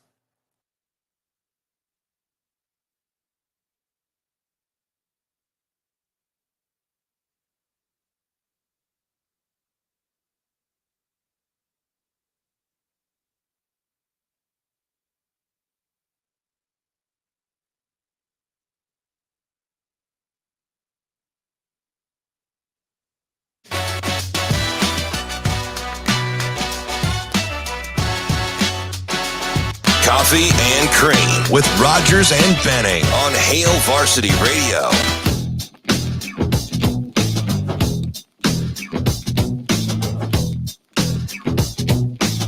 Hey, don't worry, Jet. We're back. Coffee and Cream in the morning on Hail Varsity Radio, powered by Currency. You didn't want to wait, which I did. Sometimes that old music does get a little bit loud, a little bit. Our breaks are repetitive. They're so fast, though. To us, they seem fast, but really, what, Shane? They're 4 minutes.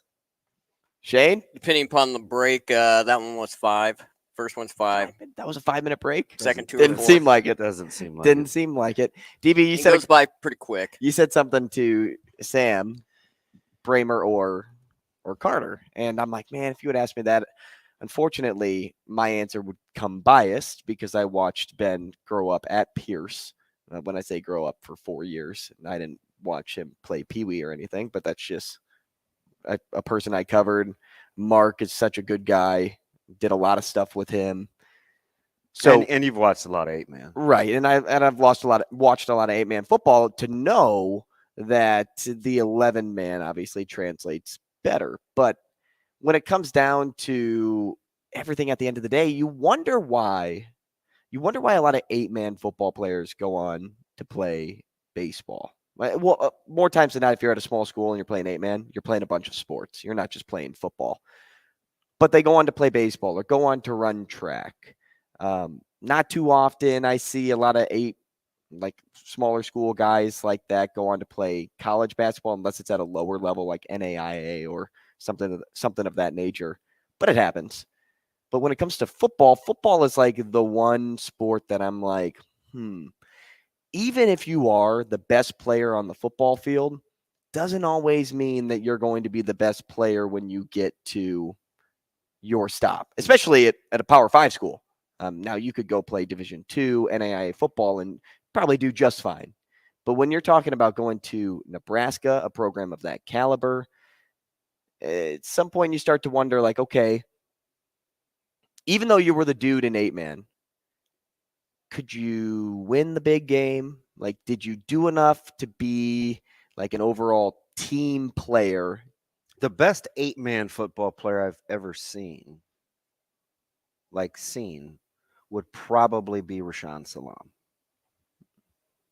Right? But, I mean, he's going for wouldn't think he would have been from an 8-man. 4,000 yards. But, I mean, he was and maybe it's position specific, where you can get yourself the ball. But a lot of times in 8-man, the best player is just quarterback. That's just it. And I've just done these broadcasts for the state finals for almost 20 years. Right? So I've seen guys single-handedly kind of do things where you're like, holy smokes, it's just he's on his 42nd carry, or just willing his team, or they'll salt clock and then he gets the ball lap. Ultimately what happens in the end? He makes a play. You make the play, you win. Yeah. Right? But if you're not winning, I think recruiting is so it's because I remember having all these knockdown dragouts on air. And so a lot of this is just now coming to fruition, right? I remember arguing about Harrison Phillips, right? And people would say, oh, well, where are his offers from? And it was like Army and Duke and Harvard and Stanford, right? Nebraska came in kind of late. And I'm like, this guy is really good. Like, I'm telling you, he can play. You're like, I know he's going to play 13 seasons in the NFL. I just know it.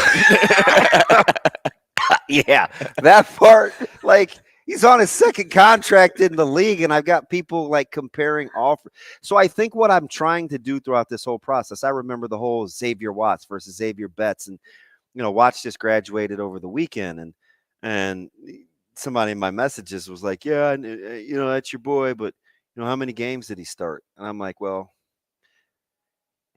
take a deep breath, right? You can't argue or you can't rationalize with irrational people. I'm like, he could have come to Nebraska if we would have recruited him the way that I felt like he should have been recruited, or it makes me mad. What thing bothers me, right? Keegan Johnson, when he's not coming to Nebraska, was oh man, it's the system. And I remember he couldn't run his junior year, and then he came back his senior year. He spent basically all offseason training. He's always trying to house every run. He was just pissed, right? And it's like, oh man, Keegan Johnson, and then he doesn't come to Nebraska, and it's like, man, it's Huffman's offense, man, it's Huffman's offense. And I'm like, when is it, right? Or we would argue about Easton Stick, or I go back and forth with people over, Rezak and Kalen and Ronner and guys. And I'm just like, listen, I'm not going to bring another kid down to raise another kid up, but I do know what I have to defend against. And I do know what we ask our guys to do. So keep in mind, when I'm talking about whether guys can play or not, nobody was talking about Kyril Jordan last year from Bellevue West. Why? Because he was 5'9", and I think he was probably running 10.8, maybe 10.9. Nobody was talking about Kyril Jordan last year. He was their best receiver, right? Because he wasn't quote unquote recruitable. Jay Ducker. I should stop using Bellevue West guys, but Jay Ducker, right? Northern Illinois ends up transferring to Memphis. I know what it's like to defend him. You know what I mean? I know what he's seeing. You watch tape. I know what it's like to have to try to slow some of these guys down. I used to try to explain to people. Now this is different because academically there were going to be some shortcomings. But with Calvin Strong, well, he's not this, he's not that. I'm like, do you know what he is? He's arguably the best football player that I've ever coached. He is in a very just a well-rounded. He was unbelievable. He ran for 6,000 yards in Class A, and he was always the best player on the field. But people would tell me what he wasn't. Sometimes I just don't know what people are watching, but then we'll make excuses for other folks when it's beneficial for us to do so. So I think I just want to empower people to just either be objective or be smarter. If you're not, hopefully it's both. But like, it's just out of hand. But if you're not smarter, learn. Like, it's be a learner. It's completely out of hand. Let's go to line one and talk to Kurt. Kurt, you're on Coffee and Cream. What's up, Kurt? Kurt. Hey guys, how you doing? Good. How are you? What's up? What's up? Not too bad. Hey, I'll preface this with I played 8-man football, and I've been racking my brain to think of a player that played 8-man football at a skill position at Nebraska, and I don't know if produced is the right word or lived up to the hype. I mean, I know we've got fullbacks that could go in and bash the brains in. And like Legate and those guys. Yep. But am I missing something? Is there a skill position? I've always believed you're only as good as the competition you play in. I mean, that's a big jump going from 8-man where a kid like Carter can just push literally anybody around to go in and try and do that against, Division I college football players. So, Kurt, I asked a couple of coaches. One, actually, I don't believe he has an offer from yet. But I heard this question. In your opinion, having played it, with the numbers, do you think they should have gotten out of the first round of the playoffs? Because I didn't, I told him, I said, hey, I didn't watch their season. I know they were a 7 seed, even though they were undefeated, which means maybe the schedule wasn't as whatever, right? Because if you're a 7 and you're undefeated, it's based on wild card points, and they didn't get out of the first round. But like, what should we be expecting at that level at 8-man? Like, what should you be able to do to get your team by? Well, I think it's hard. If you're at his position, he doesn't have control of the game. He was throwing touchdowns, threw a couple. Yeah, I don't know. It's so hard to determine. I've always thought in 8-man, you need probably 2 or 3 guys to really get you deep in a playoff run. If you've got one, yeah, you can have a great team, but then you get into the playoffs and it's a different ball of wax. That's a good point. Okay. So, I watched Remsen St. Mary's do the same thing in Iowa. Yep, you needed at least 2-3 guys. Okay. You need a couple dudes for the team has to focus on at least 2 or 3 guys. If it's just one focus, totally changes your game plan. So I guess that's where I'm trying to, and I hope this kid does great things wherever he goes. But just coming from that world, I can't think of an 8-man kid at a skill position that is, lived up to it. No, that's an excellent point. If he was quarterback, a lot different, I think. Yeah, but even then, we'd probably get into like whether he could read defenses or not. I don't know. Well, I just remember. He could just remember Rashawn right? So much space. Like you could use your legs to get outside, and I'm with it, Kurt. I know what you're saying. Well, that's Brady. Now, 6-man, you can get away with one guy. What about backyard football? Thanks, Kurt. Oh man, we should have asked him about his Dodgers trip. How did we leave that out? Oh, up against it though. Yeah, Brady Oltmans next.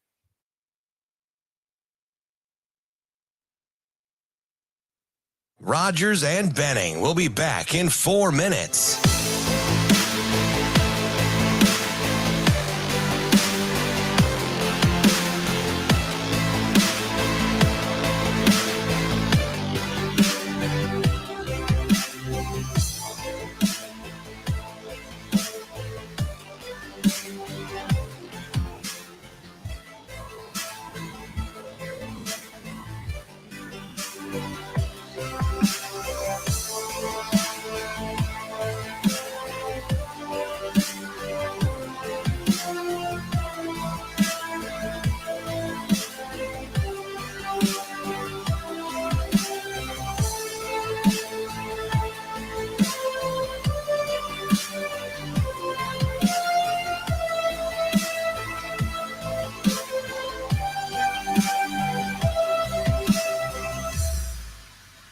Rogers and Benning will be back in 3 minutes.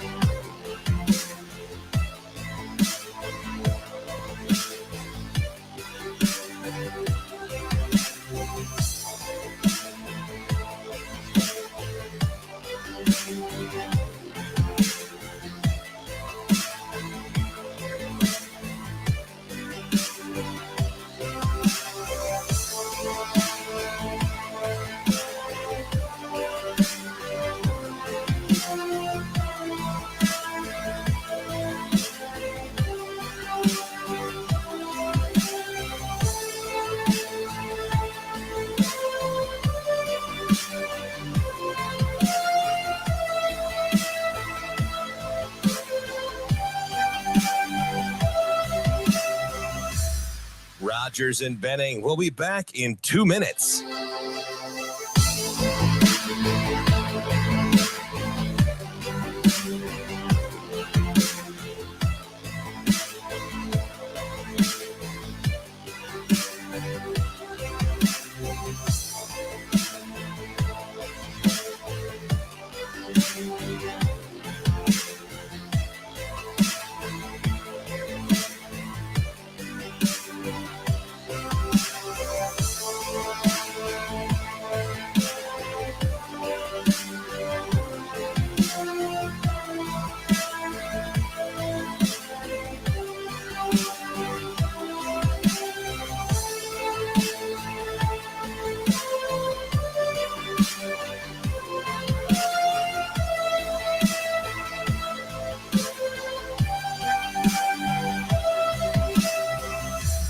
Rogers and Benning will be back in 1 minute.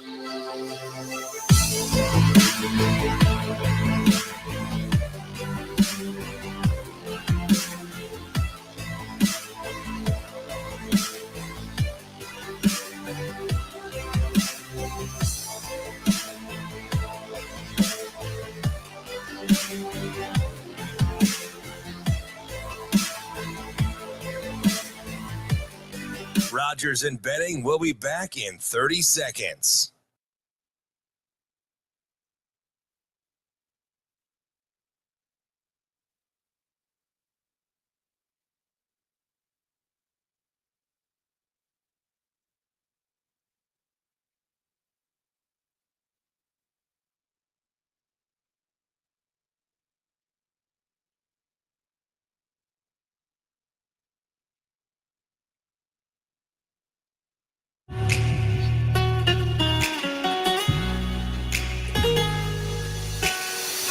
Coffee and Cream with Rogers and Benning on Hail Varsity Radio.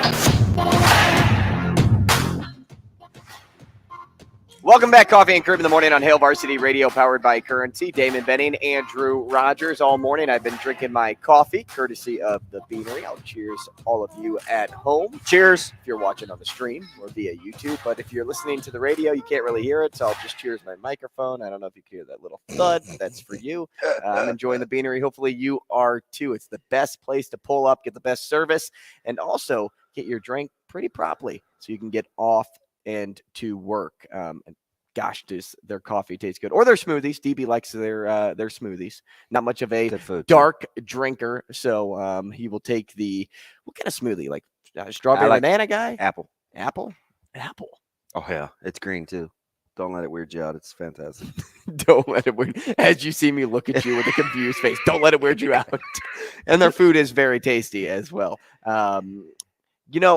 We were talking a lot about Danny Kaline. We were talking a lot about Carter Nelson. So let's bring in Brady Oltmans now to ask him on his review of these guys. B, Rad, Y, good morning. How we doing, fellas? I just tried something new there. I don't know if it'll stick. I don't think it will. We're just moving this thing along, man. Trying to have some real recruiting discussions, man. How are you? Man, we're kicking. It's a beautiful day out with the dog this morning, so we're gonna try to stay out at least on the deck here and do a little bit of riding this afternoon.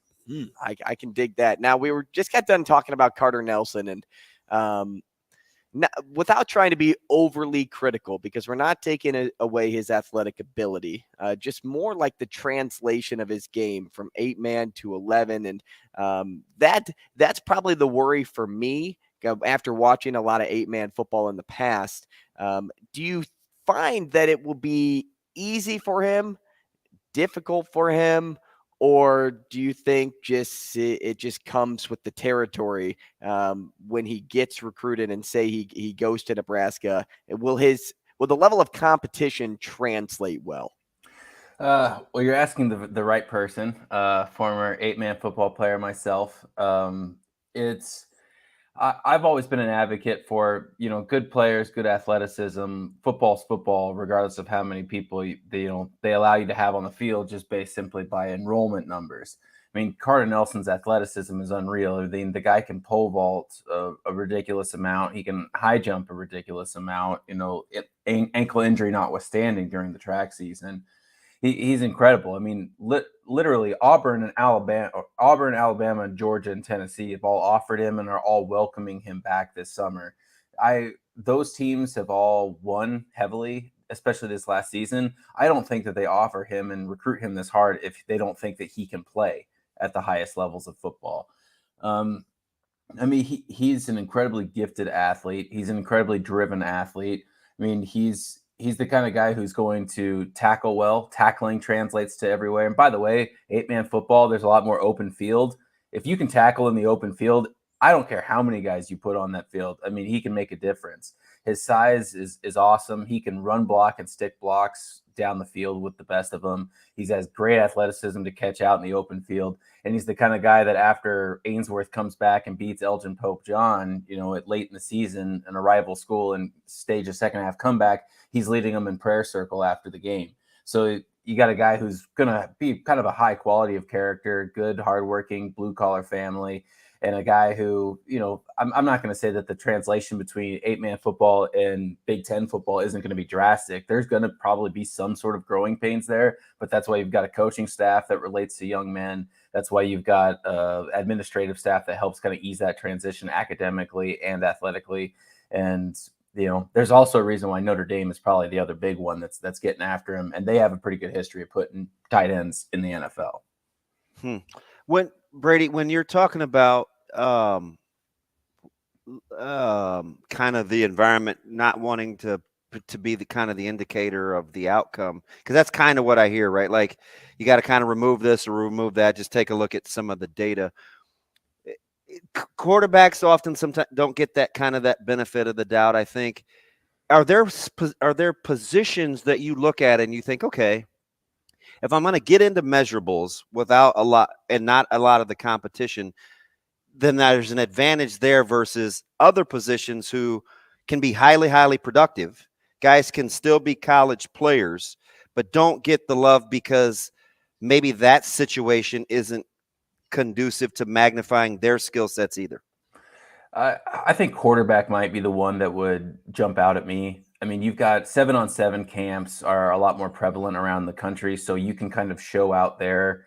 I know, like Carter Nelson specifically, there's kind of an open secret of like, are we going to get the offers at Ainsworth? Should we transfer and play football somewhere else?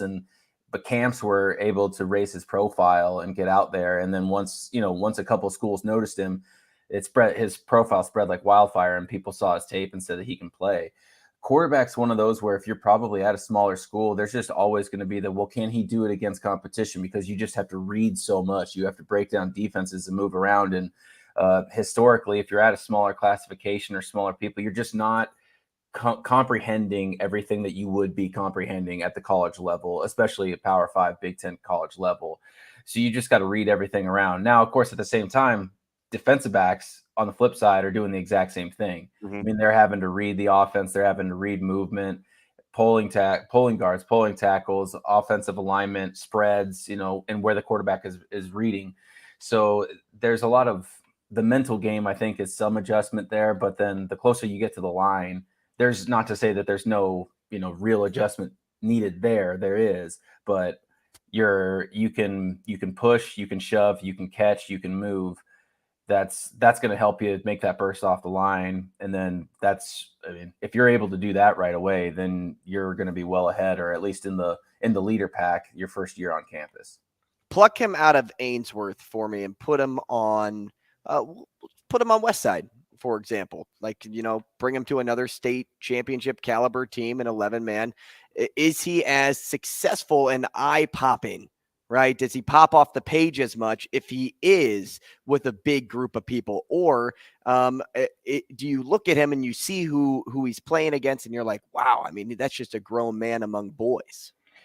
I'm a believer in the former. I mean, in the latter, because that it's one of the things why Matt Rule and his coaching staff love the track numbers so much, is because those are transferable. You know what I mean? Like, if you've got a guy that can pole vault 14 feet and can high jump on when he's fully healthy, can high jump, up to 6'8".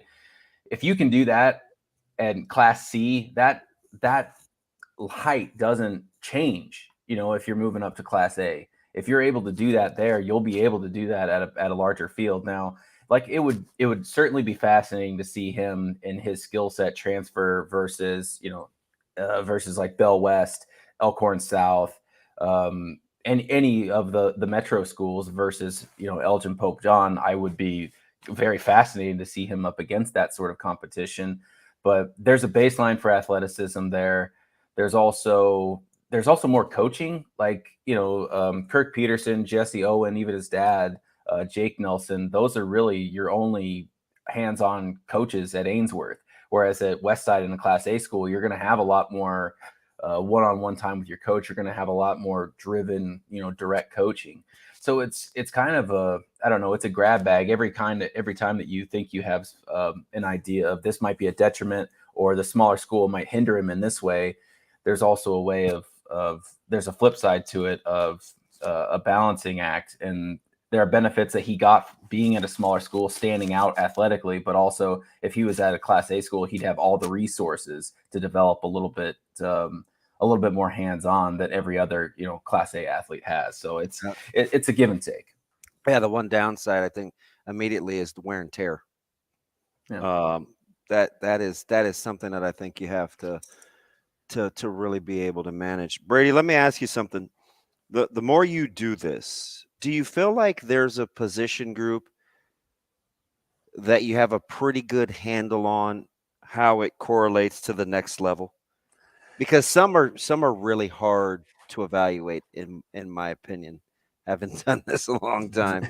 Are there positions like you kind of feel like you have a pretty good handle on? Oh man, it's a really good question, especially because the Rule coaching staff kind of takes a little bit more of the pure athleticism approach, and they're a little bit more open about moving guys around. I guess the Scott Frost's staff moved guys around too, but one that stands out, I guess, coincidentally enough, is the tight end position. Like Carter Nelson having to play on both sides of the ball. An 8-man, you don't have the numbers luxury, and when you have that sort of athleticism, you've got to, as a coach, have that your best players on the field at all times. That guy is playing hundreds of plays every game. He's a two-way player, and he's a two-way player every single day.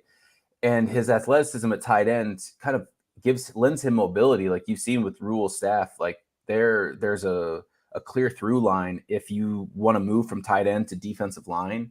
If you want to step back, potentially play linebacker, the athleticism and components that make a good tight end. You have to be able to run block. You have to be able to push guys around. You have to be able to move out in open space. You've got to be able to have good hands to catch and be dynamic. All of those things work at so many different positions to where, depending on your body type, they could, pull you off the line a little bit, make you work more in kind of a slot, or like a Janarian Bonner situation where you're stepping out and playing a little bit more hybrid fullback versus just being aggressive up at the line. There's a lot of different ways that you could go if you're working at tight end. Brady, man, good stuff. We appreciate you hopping on. I got a lot, man. Pretty good. We'll talk again next week, man. Thanks, B.O. We'll see you. That's Brady Oltmans, Nebraska football and recruiting for Hail The Varsity. two-way thing, there's a lot we could follow up on. The two-way thing is a big deal. I got into a great debate a week ago about evaluating a guy's take locally that's a two-way player that dovetails off of what Brady said. Let's get into it next. Stick around. More coffee and cream.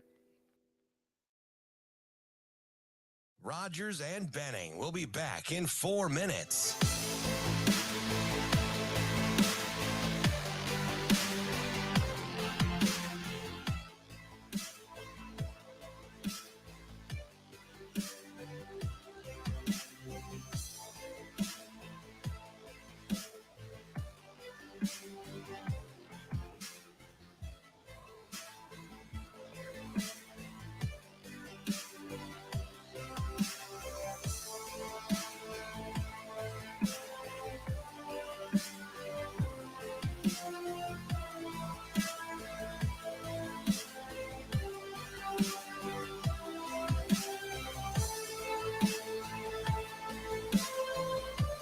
One out, bottom of the 7th. Bases loaded.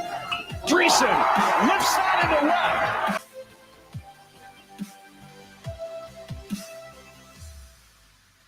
Rogers and Benning will be back in 3 minutes.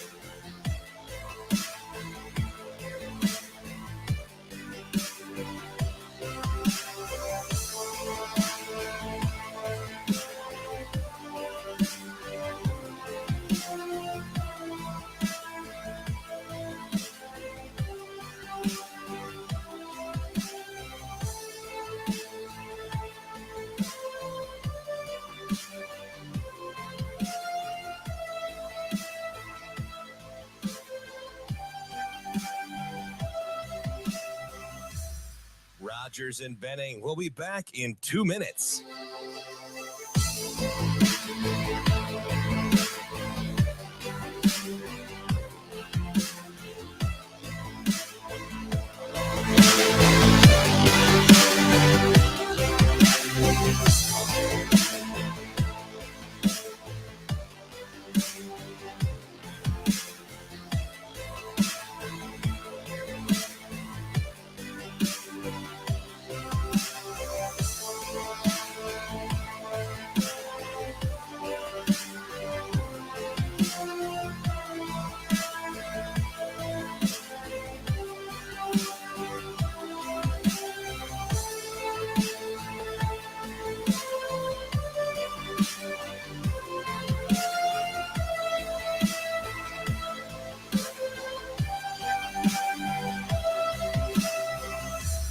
Rogers and Benning will be back in 1 minute.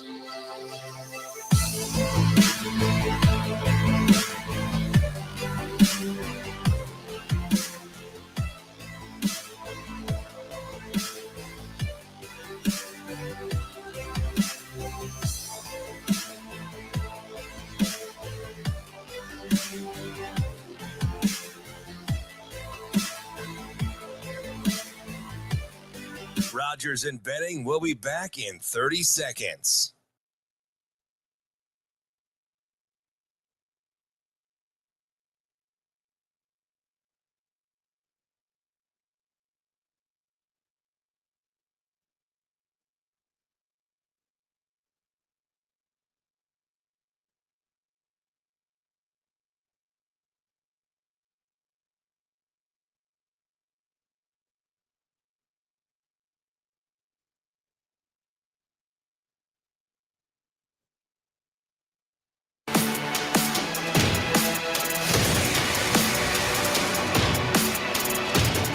Coffee and Cream with Rogers and Benning on Hail Varsity Radio.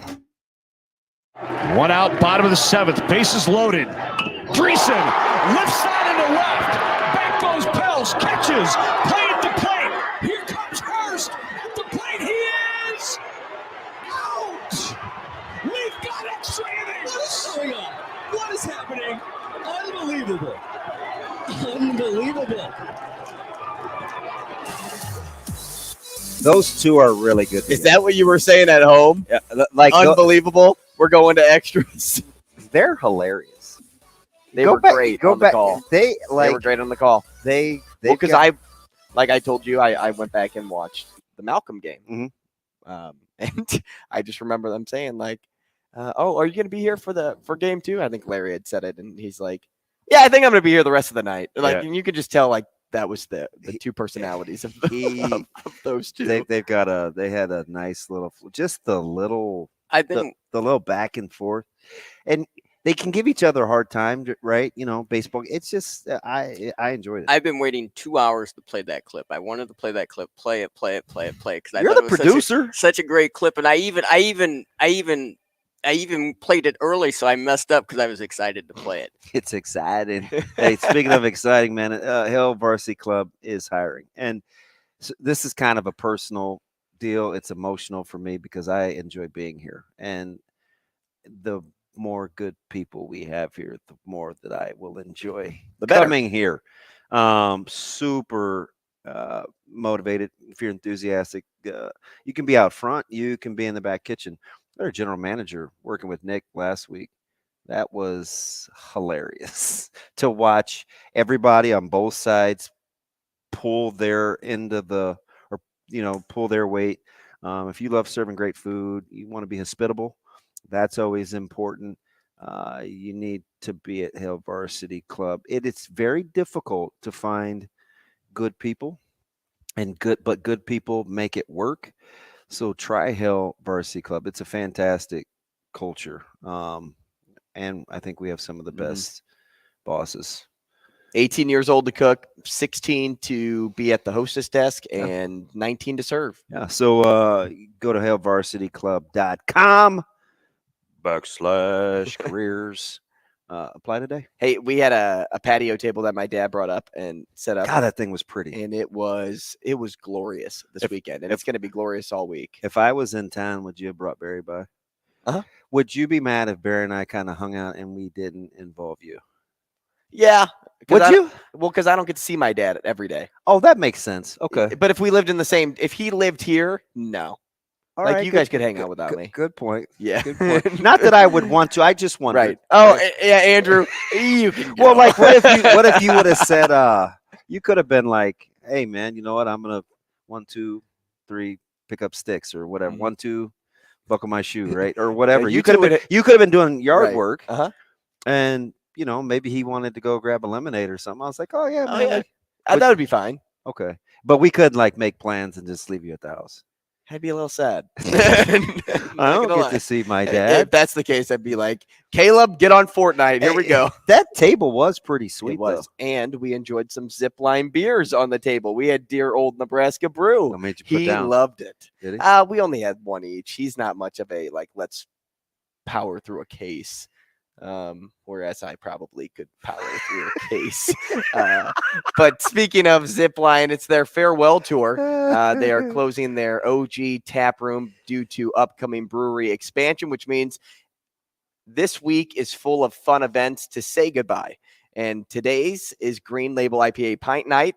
Buy a pint and receive a free pint glass. You have to buy the flagship IPA. And then throughout the rest of the week, they're having events like bingo, trivia, music. So check out Zipline and just give them their support during this final stretch. Do you think this is actually the mic that we think it's going to be on line one? The guy that we talk to every Friday. He doesn't typically call in. Should we find out? Shane, is it? Because you didn't say who it is. It just says Mike Topics. I don't know. I mean, this guy sounded pretty calm, so I don't think it's that Mike. Whatever. I think it is. Let's go to the phone. Mike, good morning. Mike. Good morning. Yeah, it is. How are you doing? I'm good. How Sutter, how's the knee? It's actually pretty dang good. I'm gonna nice against my wife and others' wishes. I'm going to attempt to mow the yard. Why? In sections, and it might take me a couple hours. Bro, But, don't do that. Just make sure. And listen, if you want to go for it, go for it. Because structurally, I think you're good. Keep it clean, though.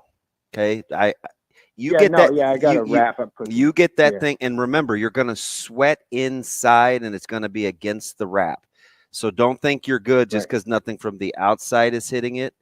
The inside stuff matters. So make sure you clean that up when you're done. That's my only advice. Go back and re-clean it. I put the bandage on. I put some gauze over it.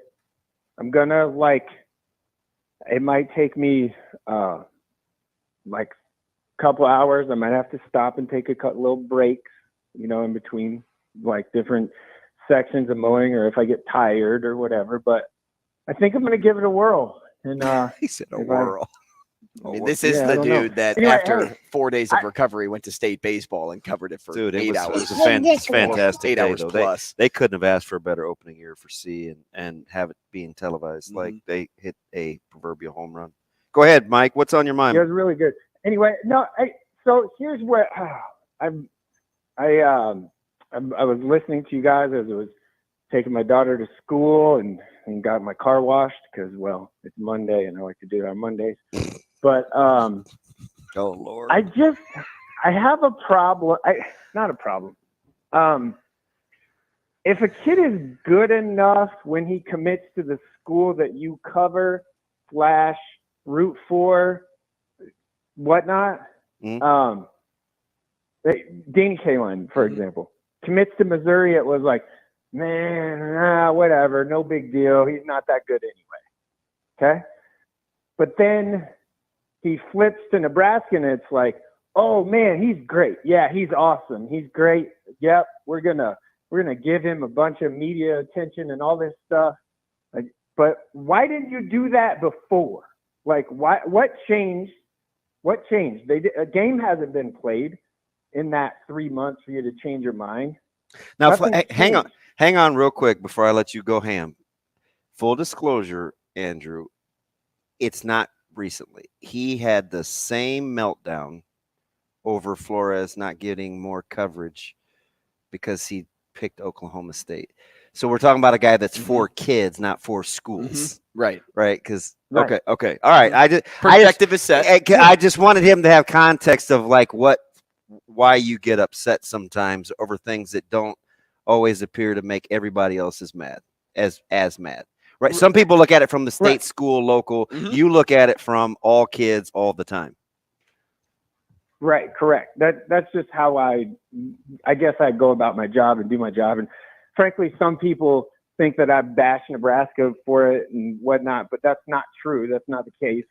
I'd like to see Nebraska do well and win every damn game. I don't care. It makes everybody in a better mood. But at the same time, a kid can still be good. Like, both sides of the coin. Like, a player can still be a really good quarterback or a really good lineman or a tight end or whatever, even if they don't commit to the school that you /cover or root for or are fanboy of, all of that. Here we go. Like, they can't, and two things can be true, right? Am I wrong? Like, two things can be true. Why does it have to take the commitment of whatever or a flip or whatever it might be to make the kid good again in your eyes? Like, what changed? What changed?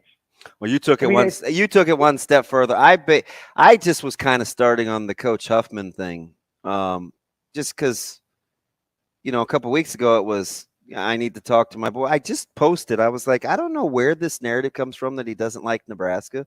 But then we do a sit down and we talk about his quarterback, and it's like, oh man, Coach Huffman's back to loving on kids in the state. I'm like, he was the same guy 96 hours ago. Yeah, like there's one thing I know about Coach Huffman, and I've become really good friends with him. That's unfortunate. He loves Nebraska football.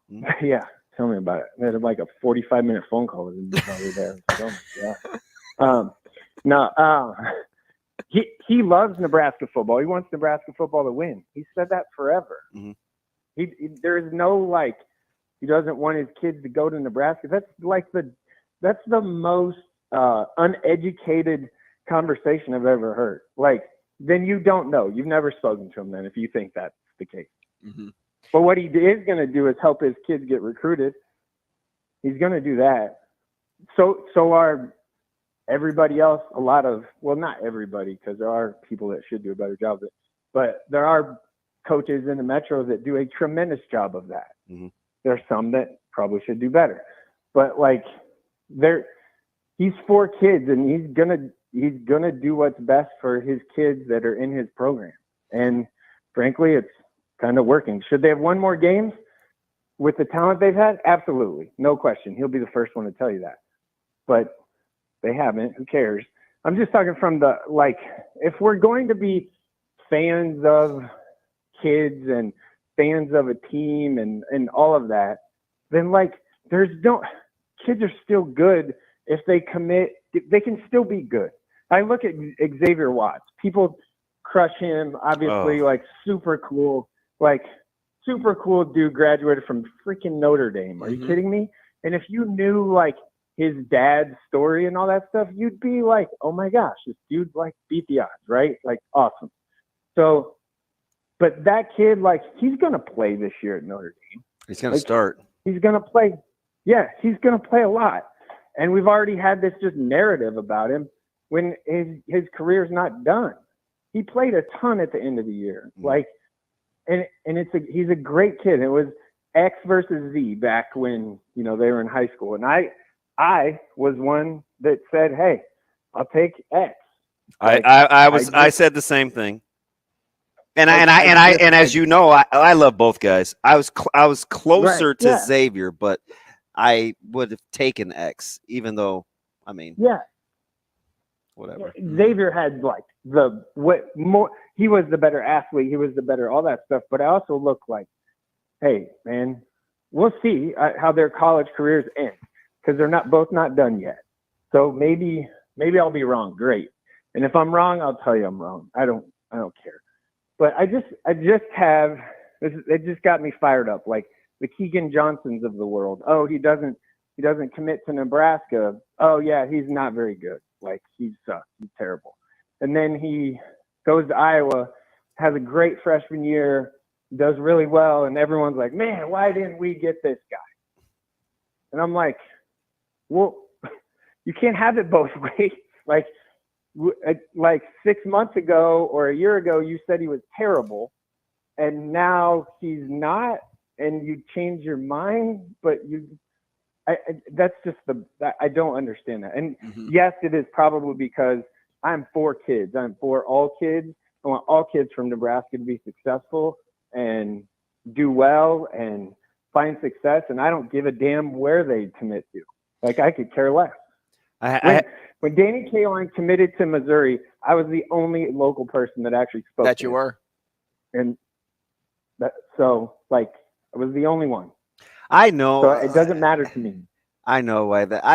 That right there, I guess I get it. And I'm not trying to give you a platform to be pissed. I'm glad you feel good. No, that's okay. That you can use our platform to be pissed. Because I think a lot of it for you is you hate the Johnny come latelys because it's advantageous. Right. No, I do too. Right. I do too. And I'm not going to turn this into a gripe session. Let me ask you something.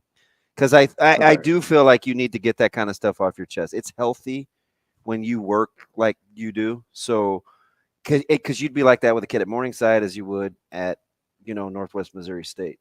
Right. We were talking about, Brady said something about two-way guys and kind of getting a gauge on gauging the tight end position. I've had two coaches at the Power 5 level ask me about Tyson Terry. And the questions were about kind of what I saw wrestling in the future, this, that, and the other, and his defensive tape versus his offensive tape. And I said to both guys, I said, one thing I think TNT had to learn how to do is play both ways, especially in the trenches, especially in the Metro. Is that fair, or is it just because he and Ryan are my guys? Like because I don't feel like I was making excuses. I feel like even if I asked Larry or Coach Martin, I think he'd say he was learning to become a two-way player. Yeah, I think that's fair. I mean, I think that's more than fair. He's obviously physically, mature, grown, all that stuff.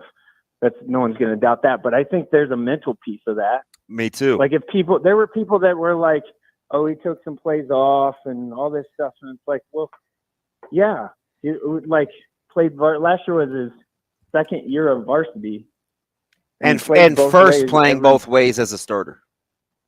Right. And he played both ways as a starter. That's on the interior of both lines, and they really needed him. Like, I don't see that being a problem. Now I do, and I think others feel that he will be a really good center or offensive guard at the next level. Completed. That's his position. He's an all-conference caliber center. Could be. Yeah. What about super athletic? Obviously, all that. So the quarterback thing is interesting, right? I look, and this is full disclosure. I mean, some of our listeners know, some of our listeners don't. Even though Huffman and I are great friends, right? Like, I've spent the last however many years trying to figure out his offense, right? I watch it not as much as he does, but a fair amount, and we've had success in spots. Would you rather be? Do you get the whole system thing versus not system? Because conversely, I look at a guy like Anthony Rizak, and I know our offense. Like, it's hard. It's a lot of verbiage. It's very multiple. There's QB run game.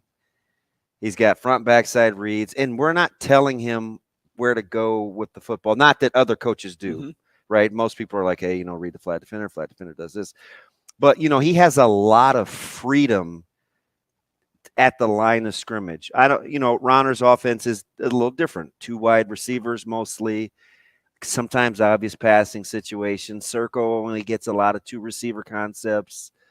Sometimes it's obvious pass situations. When you look at quarterback play, how do you get away from looking at the system they play in, or do you look at the system they play in? Nah, I don't really look at it. I don't look at the system as much as just like the physical trait. And a lot of, I will say this, there was something that for his flaws, I guess, the cigar smoking previous quarterback, slow blinker guy, like that kind of always is stuck in my mind. If you can't come off that first read into the second, you got a problem. Or if you have a hitch in your giddy up, like as far as a mental hitch, that was something that I saw. And frankly, I'll be dead honest here. Like Caden Becker, if you remember him, first time watching him just 7-on-7, I thought he was a slow blinker as a quarterback, just because he couldn't like get the ball out quick enough or make the quick decision. So I think there's a little bit of both. Yes, the system is what it is. Bellevue West offense is pretty prolific, and they're going to be pretty dang good again this year, I think. I keep hearing that. Clearly, I think. Yeah, I think they should be pretty all right offensively for sure. But we'll find out what that looks like. But I do think that there's something to be said for letting guys just kind of go. And I do think that Danny, for example, here, I do think there's a lot of time where like it's the read and that's the read, and you throw it there, and doesn't matter what else is happening, you just throw it there. Like, and that's kind of their offense. So, we'll see if he can kind of adjust to that a little bit. But a lot of times it is, hey, he has one read and he makes the throw. So a little bit harder to evaluate that, especially when you have top end guys like he's had or they've had forever, to just run routes that are better than anyone can normally defend, I guess. Mike, I got 8 out of 10 times. I got one more quick Yeah. thing before we let you go, topic wise, because I mean, your knowledge of these guys it's turned into Mike Sauter's segment. I feel like this is Friday at 9. Not kidding.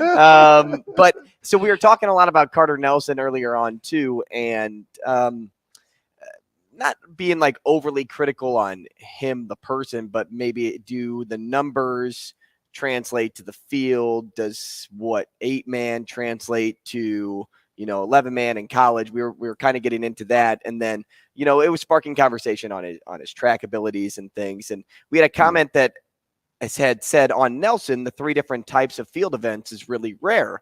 And I turned to DB and I said, I was late to the recruiting cycle of last year, but you look at a guy like Jalen Lloyd, who if you put him in 3 different field events, we'll say triple jump, long jump, and then we'll just add the high jump in for, kicks and giggles here. But, he also runs 100-meter, things like that. So you have a really versatile track athlete. I mean, was he as hyped as Carter Nelson last year? Like, did he get the same love that Nelson's getting? I just kind of want to get a good gauge on numbers reflecting the athlete. No, he did not. As far as his seemed to be numbers, limited to track. He didn't get the football. Yes. Yeah, no, he didn't. So it's he did not get that. And is that because he plays in Class A 11-man versus if you put him at 8-man? It's just weird. I don't know, man. Listen, hey, if Jalen Lloyd was playing 8-man football, he'd be the quarterback, the running back. He'd throw the ball to himself for touchdowns. He'd be able to do all that. Like, he'd be able to do everything. That is weird because I didn't think of that until you asked me. One gets the numbers used to validate his football prowess. The other does not. The other did not. Right. I think that's safe to say, right? Right. That's fair. No, yeah, that's 100% fair. And at some point you have to. But Carter Nelson did have like 50 touchdowns, right? Yeah, and at some point, as Sauter just said, you have Right. to produce on the football field. Huh. But is it different based on the level of competition? Then it goes back into that. Yeah, I don't know. It's just I think we pick and choose. Some my buddy said, "Hey, listen, he gets the axe to grind, but fan is short for fanatic." But you're not necessarily talking about just fans, are you? No. Okay. All right. No. All right, buddy. Sauter, hopefully you feel better and don't get hurt when you're mowing the lawn, please. I'll text you guys how long it takes me to mow. I'm sure I'll see pictures of your edge. I don't think I'm edging today. I think we're just cutting the grass. That's about all we're getting done. All right, buddy. All right. Thanks for letting me vent. I appreciate Hey, it. Bye. you can come anytime. Anytime. You know that. See, and I kind of get it, right? I'm protective of high school football evaluations just because I see them all the time. So I don't want people thinking they know when they really don't. Now we handle it different, right? But he does. I get it. What is the closest location that Ainsworth travels football in the year? Oh, so you can go see? Because I don't feel like driving 4 hours in one day and then like staying the night and then driving 4 hours back. But if I have to like make a pit stop in Norfolk, I can. You want to see, don't you? I'm going. You're very curious. I like that. To see. I'm not. It's not a want thing anymore. I'm going. It's a going. And if I have to get back at 3 a.m, I have to get back at 3 a.m. Sports cleanup next. Rogers and Benning will be back in 5 minutes.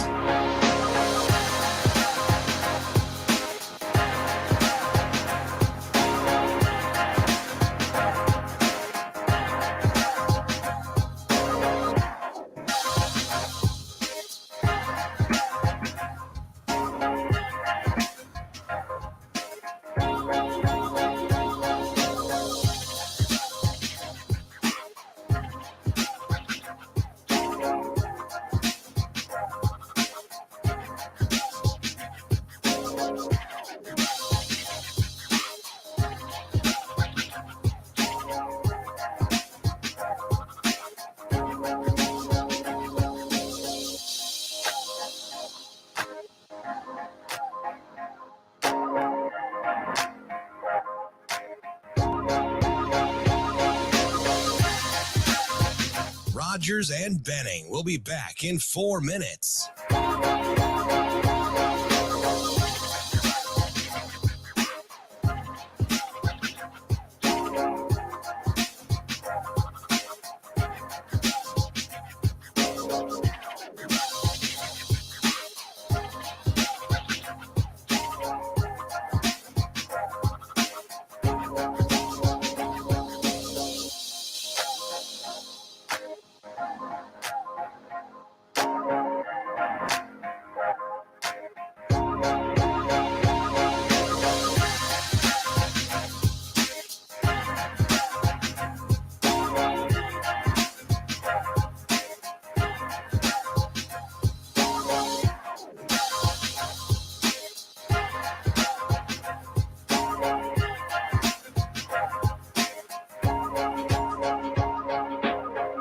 Rogers and Benning will be back in 3 minutes.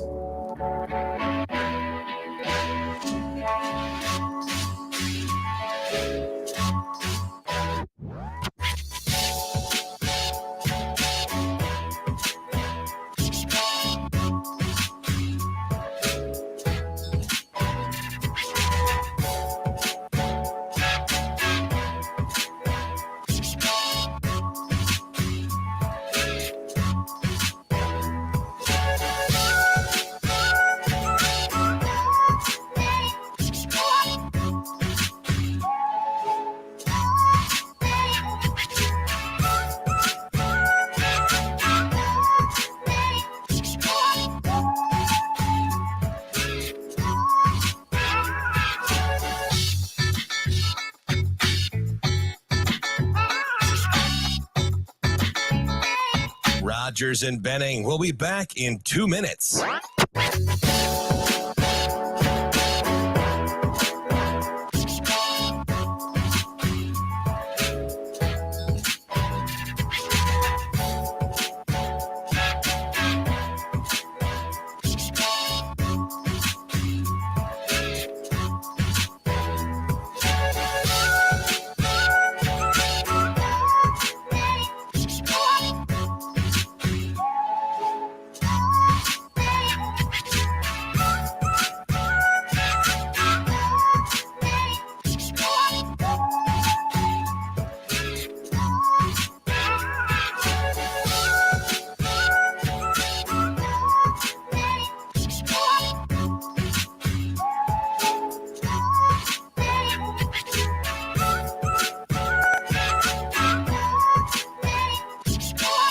Rogers and Benning will be back in 1 minute.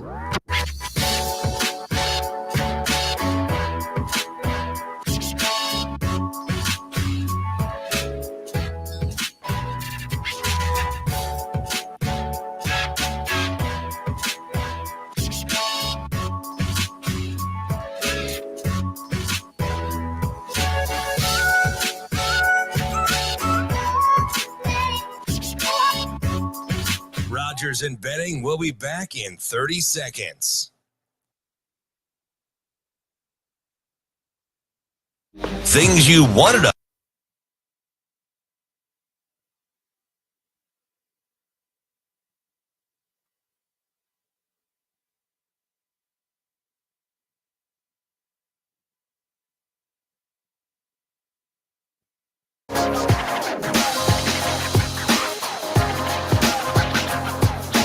Coffee and Cream with Rogers and Benning on Hail Varsity Radio. Things you wanted us to get to from the weekend, but we didn't. Clean up on aisle 6.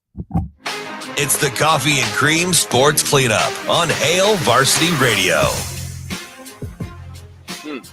Getting into a lot of good conversation on today's show. Had me thinking again during the break.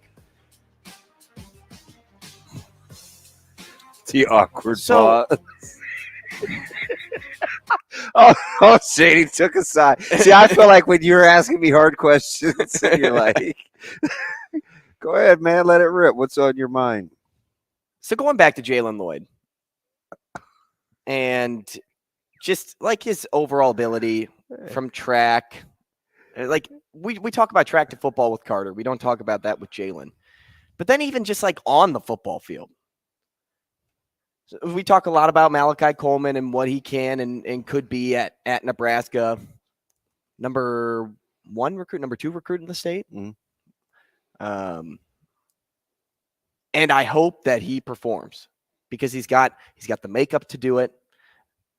But then I think about we talk a lot about, I guess we sleep a lot on Jalen Lloyd, numbers wise in football. What could you spit off his numbers roughly? I don't know. I don't know. I think he's probably 50 catches in the 50s, 700 some yards, 8 touchdowns.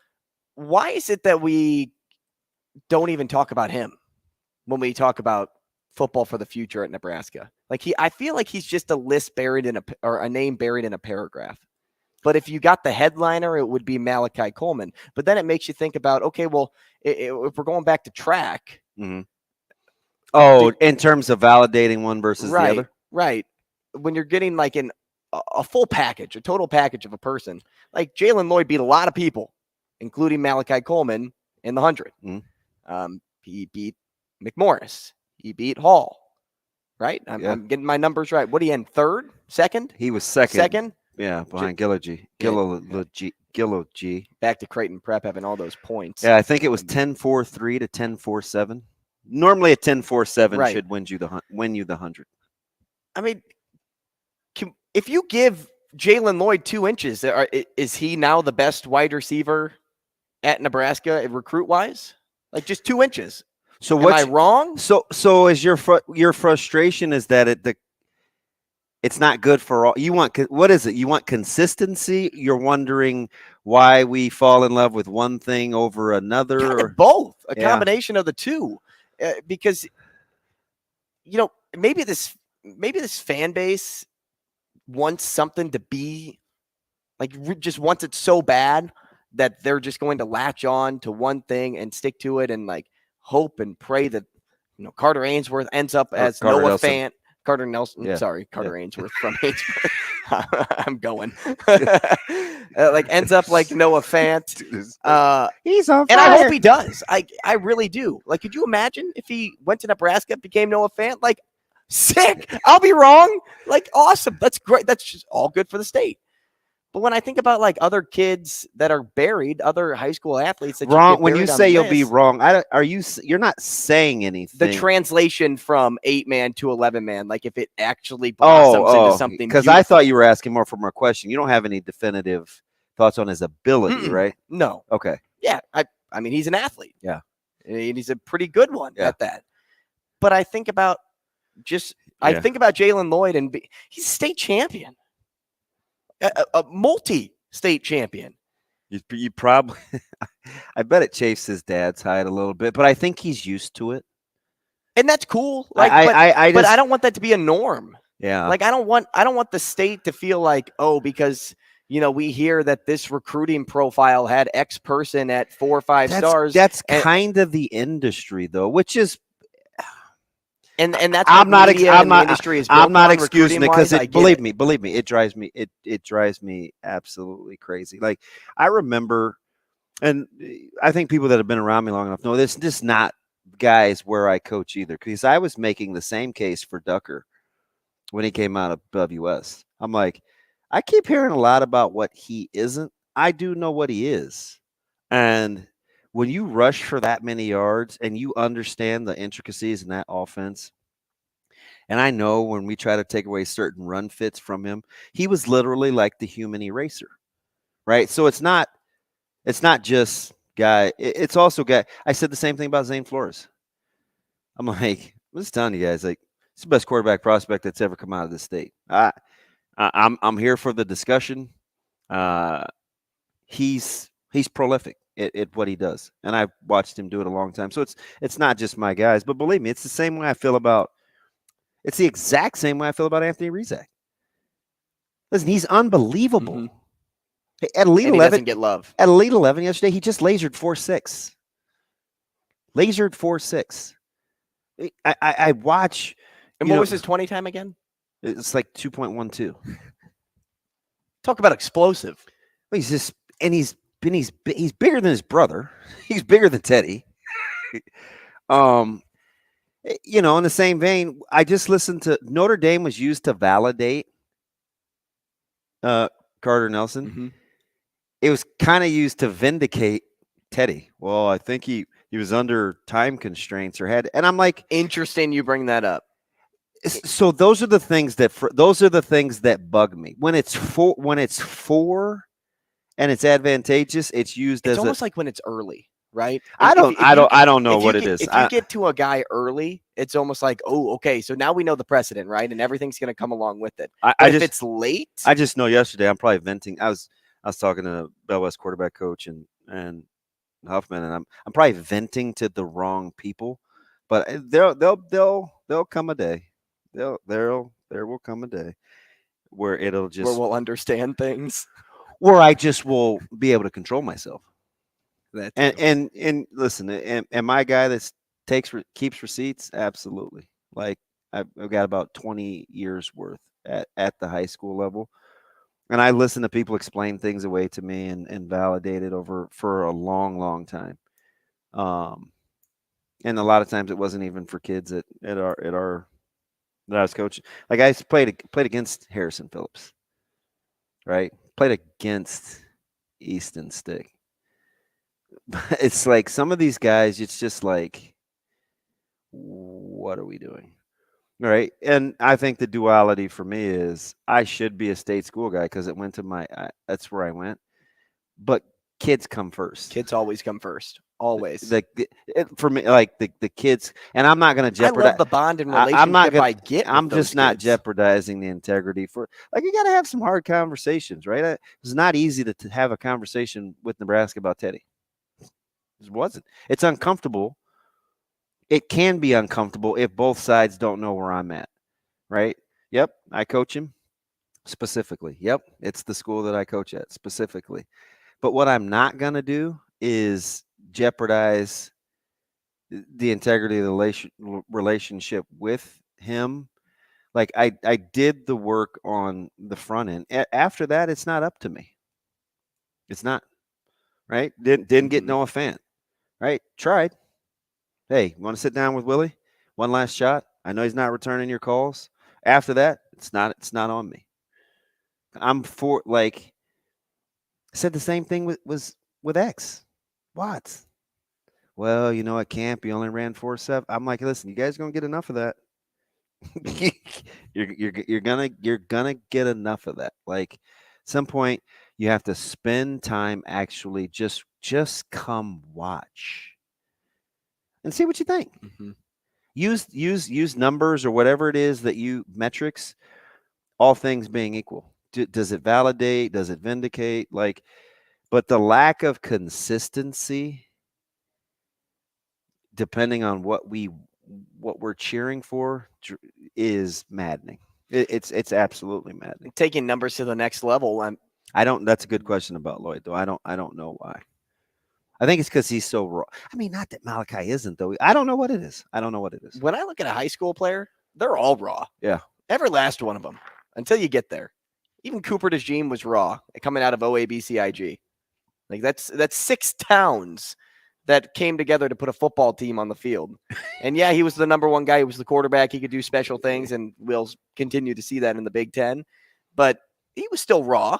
He was an athlete. You didn't know if he was going to play DB. Well, yeah, you did when we found out when he got recruited by Iowa, was going to be a safety. But he could have done whatever he wanted to do. If he wanted to go play quarterback, he could have went to Morningside and just became a national champion. But taking numbers to the next level. Who just got offered by Morningside? Somebody locally. It's a great. Central City, Aiden Zickman. Oh, no way. Yeah. I missed that. Yeah. Anyway, that's AZ. Easy beasy. That's Mornings. Yeah, they win a lot. Kind of how I felt about Missouri State. Tradition. Yeah. Real tradition. We didn't get too much cleanup. Oh, we cleaned up our thoughts from today. I was bad. Let's talk a little golf next, shall we? Why not?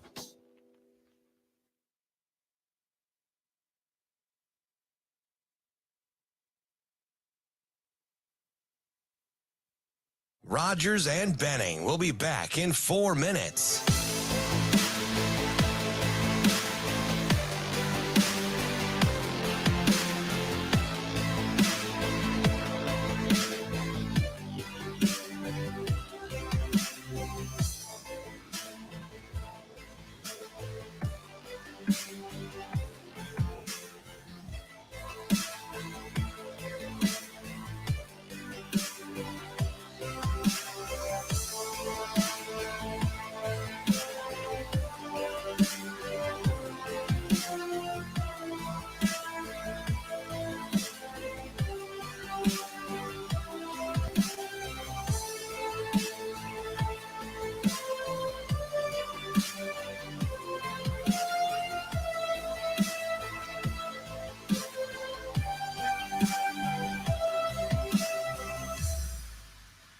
Rogers and Benning will be back in 3 minutes.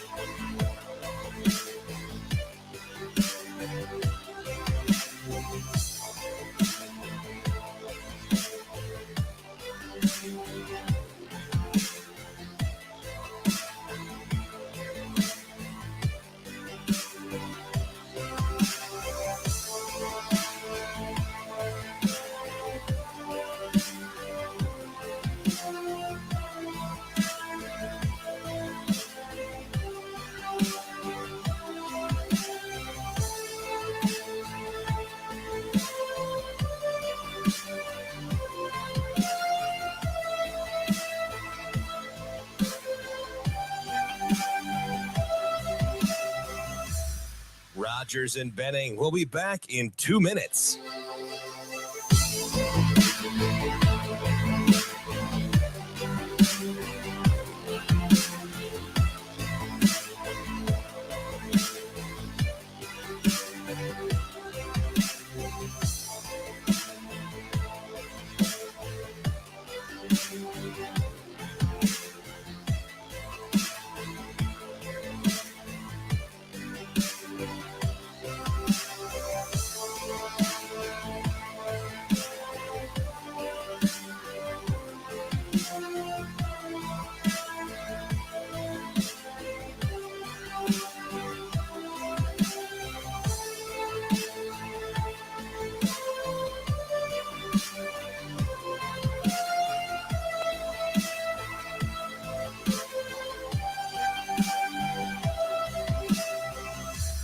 Rogers and Benning will be back in 1 minute.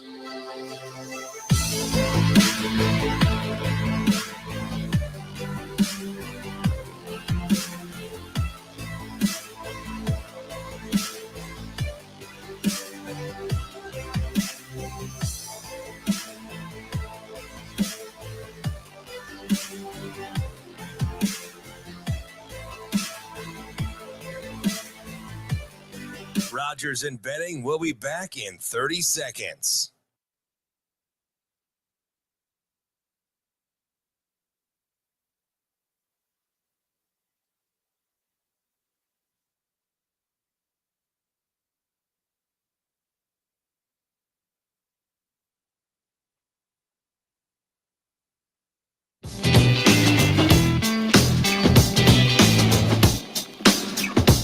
Coffee and Cream with Rogers and Benning on Hail Varsity Radio. Seconds ago at the 15th.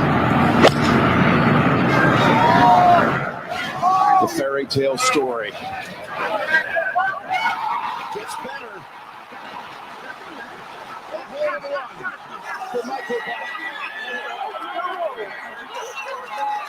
I think I did it. Straight in the hole.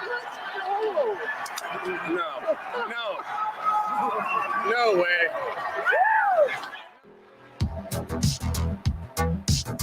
DB, AR, DB, AR. What's up? I got a question. You know how we were talking about like soccer announcing versus hockey? Yeah, the degree of difficulty. And just because soccer's like slower. Right. And then you get to golf, right? Like, is there anyone ever that's going to top Jim Nantz? Ever. It's pretty good. And he said maybe 8 words there. let it breathe. It's got to lay out. Oh, man. Those parabolic mics picked up the roar. They had it going. Always do. Yeah. Always do. And people were bought in to block like they were following Tiger on a Sunday. Let's get to our guest, Josh Berhow, managing editor at golf.com, at Josh_Berhow on Twitter. Josh, good morning. Morning, guys. How are you? Good. Speaking of Tiger and the roar, is that the only time you think McIlroy's going to play second fiddle to a golfer? Like, it doesn't happen often. He probably wasn't used to that one. You know, here I was assuming we'd start with Brooks Koepka, but of course we're going to start with Michael Block. I mean, he was absolutely. You know, it was really my colleague James Colgan wrote a great story on golf.com about Rory's week, and just kind of how, you know, another major, another good effort for Rory, but not quite good enough. And it was funny how he said it was very fitting how, on that, when Block made that ace, it's like Rory kind of took a back seat. And when does Rory take a back seat to anyone, really? Mm-hmm. And he was kind of just like, the secondary character when that happened. But like, I think Rory at that point, he knew he wasn't going to win the tournament. I think he was happy to kind of be a part of a pretty special moment for Michael Block. And that was, what a spectacular story. I think Rory was cool with taking home his winnings. And I was surprised. watching Block he get marked back his, in. I was surprised he marked his ball. Yeah. Hey, Rory understood. Yeah. Josh, when you're taking a look at Koepka, I've even seen some titles, some editorials, certainly not with you guys because you're professionals, but it's weird. You get Live Golf's Koepka wins in some of these headlines. Yeah. Like how it's about time for us to grow up a little bit here, isn't it, Josh? Yeah, I would assume I would like, I'm going to get on my high horse and say we didn't do that at golf.com. Nope. I would assume people probably do that because they know that, like, maybe Google picks it up for search, or maybe they know that if people, Live's obviously very polarizing. Some people don't care, some people love it, some people hate it. And, it's a controversial word that might, help someone click on something. So, I think it's notable that this is Live's first. This is the first major winner for someone who, is an active Live player. Cam Smith won the British Open last year, but he wasn't at Live then. But I mean, it's at the end of the day, like it's there's good golfers on both sides, right? Brooks Koepka, he's obviously showed us that we're not going to, we haven't seen the last of him for sure. Josh, the alarming parts of certain players' games, John Rahm, for example, Tony Finau, we saw some of these guys really take a back seat this weekend, especially Rahm, after being one of the top favorites going into the event. A little bit of that comes after his win off the Masters, so I get it. But aside from that, did you notice anything with some of the top-end guys that just really didn't settle well with you? I just think courses like this, it's just, you're not going to play. I don't think none of these guys are Tiger anymore, right? I mean, that was kind of a once in a lifetime talent where he's there every single week. So I think you're going to have some of those duds from some of these guys. And Rahm just got off to a bad start. Rahm actually played really well. He started with 76, but after that, I think he had 68 and then, 2 okay, but not good enough rounds the rest of the week, but just never could catch up after that 76. The tournaments like this, it's just, I thought the course did a really good job. It almost seemed like it was US Open-like, but not quite as tough. And those are the tournaments I really like. And that's when you're going to get the guys who are out there grinding, who are mentally tough. Brooks, I mean, it's a perfect Brooks Koepka tournament, obviously. Like in hindsight, I was kind of thinking like, why would we ever pick against Brooks in a tournament like this? It's just perfectly set up for him. You look at all the other majors he won, and it's just that, kind of tough, gritty, long, tricky, gnarly, rough, it's not one for the fragile minded. And he's always a guy who's just kind of sticking around. And it makes perfect sense that he was our winner this week because he's just, he's got such a strong, well, I mean, look at this. This was his 5th major win. He's 4 for 5 in converting 54-hole leads or 4 co-leads at the majors. That's pretty remarkable. And the other major he won, Aaron Hill's 2017 U.S. Open, he was just one back after 54 holes. So he's the kind of guy who just kind of always plugs along, and he's never really going to get himself out of it. He's not, it's weird how he's not the type of guy where, almost like a Rory thing when Rory won a bunch of majors where he's not going to have one super low round and then kind of just coast off that the rest of the week. He's just always kind of right there, really steady, and doesn't play himself out of it. And I think when he's there at the end, people know his name at this point where they know that they got to go low because Brooks isn't going to make a ton of mistakes. So bigger surprise to see of the second place guys with Hovland and Scheffler that Scheffler had the quietest 65 of the day. It seemed to fly under the radar. And I know Straka and a couple of other guys shot 65, but didn't seem like a 65, or that Hovland was in contention and never really got the consistency of the putter going. Like both were, which one were you a little more taken aback by when you actually looked at the data? I think I'm more I'm not surprised Scotty shot 65 yesterday. Did it seem like a 65? No, it was quiet. I mean, I think he birdied the last hole, which helped. But, I mean, Scotty shot 73 on Saturday. I think he was you guys might have to correct me if I'm wrong. The tournament's all a blur now. But I think he was our 54-hole leader or one off the lead or something like that. One he was off. up there, right? Yeah. One off. Okay. And then he went I think he bogeyed 2 of his first 3 or something like that. And he just 73 on Saturday. Mm-hmm. Conditions weren't great. Conditions were very hard for everyone. But I don't think anyone expected Scotty Scheffler to shoot 73 on that day. And I also don't know how many people expected Brooks to shoot 66. I mean, I just talked about how he's such a mentally tough golfer, and that's the perfect course for him. The 66 is a really good score on that course on Saturday. And then Victor Hovland, he had some opportunities yesterday, but he just really didn't capitalize as much as he could have. I think on the hole was on 6, Koepka went right, went in the hazard, ended up making a really good bogey there.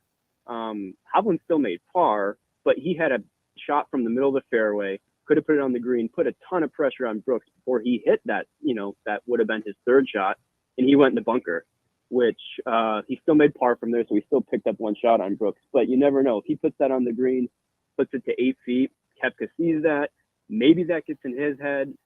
Maybe Hovland makes birdie, maybe Koepka makes double bogey. I mean, there's just a lot of things like that can happen, but Victor's just never really capitalized as much as he should have. The deja vu on 16, Connors hit the exact same shot. Yeah, right. That was unreal. That Hovland did, and you're thinking, is this Bizarro world?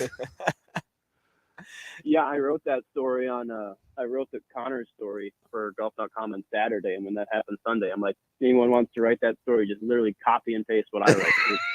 Exact same spot in the bunker, exact same spot in the lip. Key situation, obviously guys who are leading the tournament. Connors is leading at the time, or Hovland, who was right there in contention. And the same thing where they had the guys the rules official come over and try to figure it out and sort it all out. So yeah, what a bizarre situation, which honestly, bizarre situation in a very bizarre tournament. The things that happened that week, like we had Jordan Spieth played a bunker shot out of bounds. We had guys tomahawk drivers. Yeah. I don't know if you guys saw Rahm lose it on a microphone around the green, but it's a pretty, a very entertaining tournament, that's for sure. Josh, I'll get you out of here on this. Hypothetically, say you were in this golf fantasy draft and say you won and the prize was breakfast. What are you ordering? Oh, Lord. Here we go. Okay, hold on. Say that again. I said hypothetically. He won a bet. Taking golfers. What, Josh, what are you having for breakfast to collect? Oh, so like what's my go-to breakfast? Yeah. Yep. Oh, well, that's easy. It's French toast. All right. I'll take it. Find the best French toast in your city in Omaha. There you go. Yeah, great. Thanks. Josh. Thanks, man. We appreciate you. We'll talk again soon. Thanks, Josh. All right. Thank you, guys. And fellas, if you feel any personal injury, you can maybe get $3 million in damages if you call Dyer Law, as they took the fight in front of a federal jury last week in Omaha. And you can trust this team at Dyer Law to help ensure that your rights are protected and you get the settlement you deserve. Call Dyer Law at 402-393-7529 or visit Dyer.law to chat with trusted professionals about your claim. That's Dyer.law. Do I have to call them after losing that tournament to you? Maybe. Or you can just wait and celebrate at the College World Series kickoff party, Shane, at Omaha Design Center, because this celebration it's the outdoor pre-party of the century. That's what I'm going to call it, just for you, Shane. So you can go there and check out the live DJ and yard games. Shane, you seem like a really good cornhole guy. So at the place we were this weekend, the event center, the Mid-American they have cornhole boards? Yes. And it was like some national convention, man. It was deep. It's a fun game. For cornhole. I love cornhole. Yeah. Well, if you want to reserve your kickoff party tickets for $20 a person, you can do so at omahaeventgroup.ticketleap.com. Remember, there's AC and bathrooms, and when you're down at the CWS, those are hard to find and hard to come by. So it's 2 blocks from the stadium, and that's the place to go to have a pre-party before the CWS. Thanks for joining us today. We'll be back. Party. Tomorrow.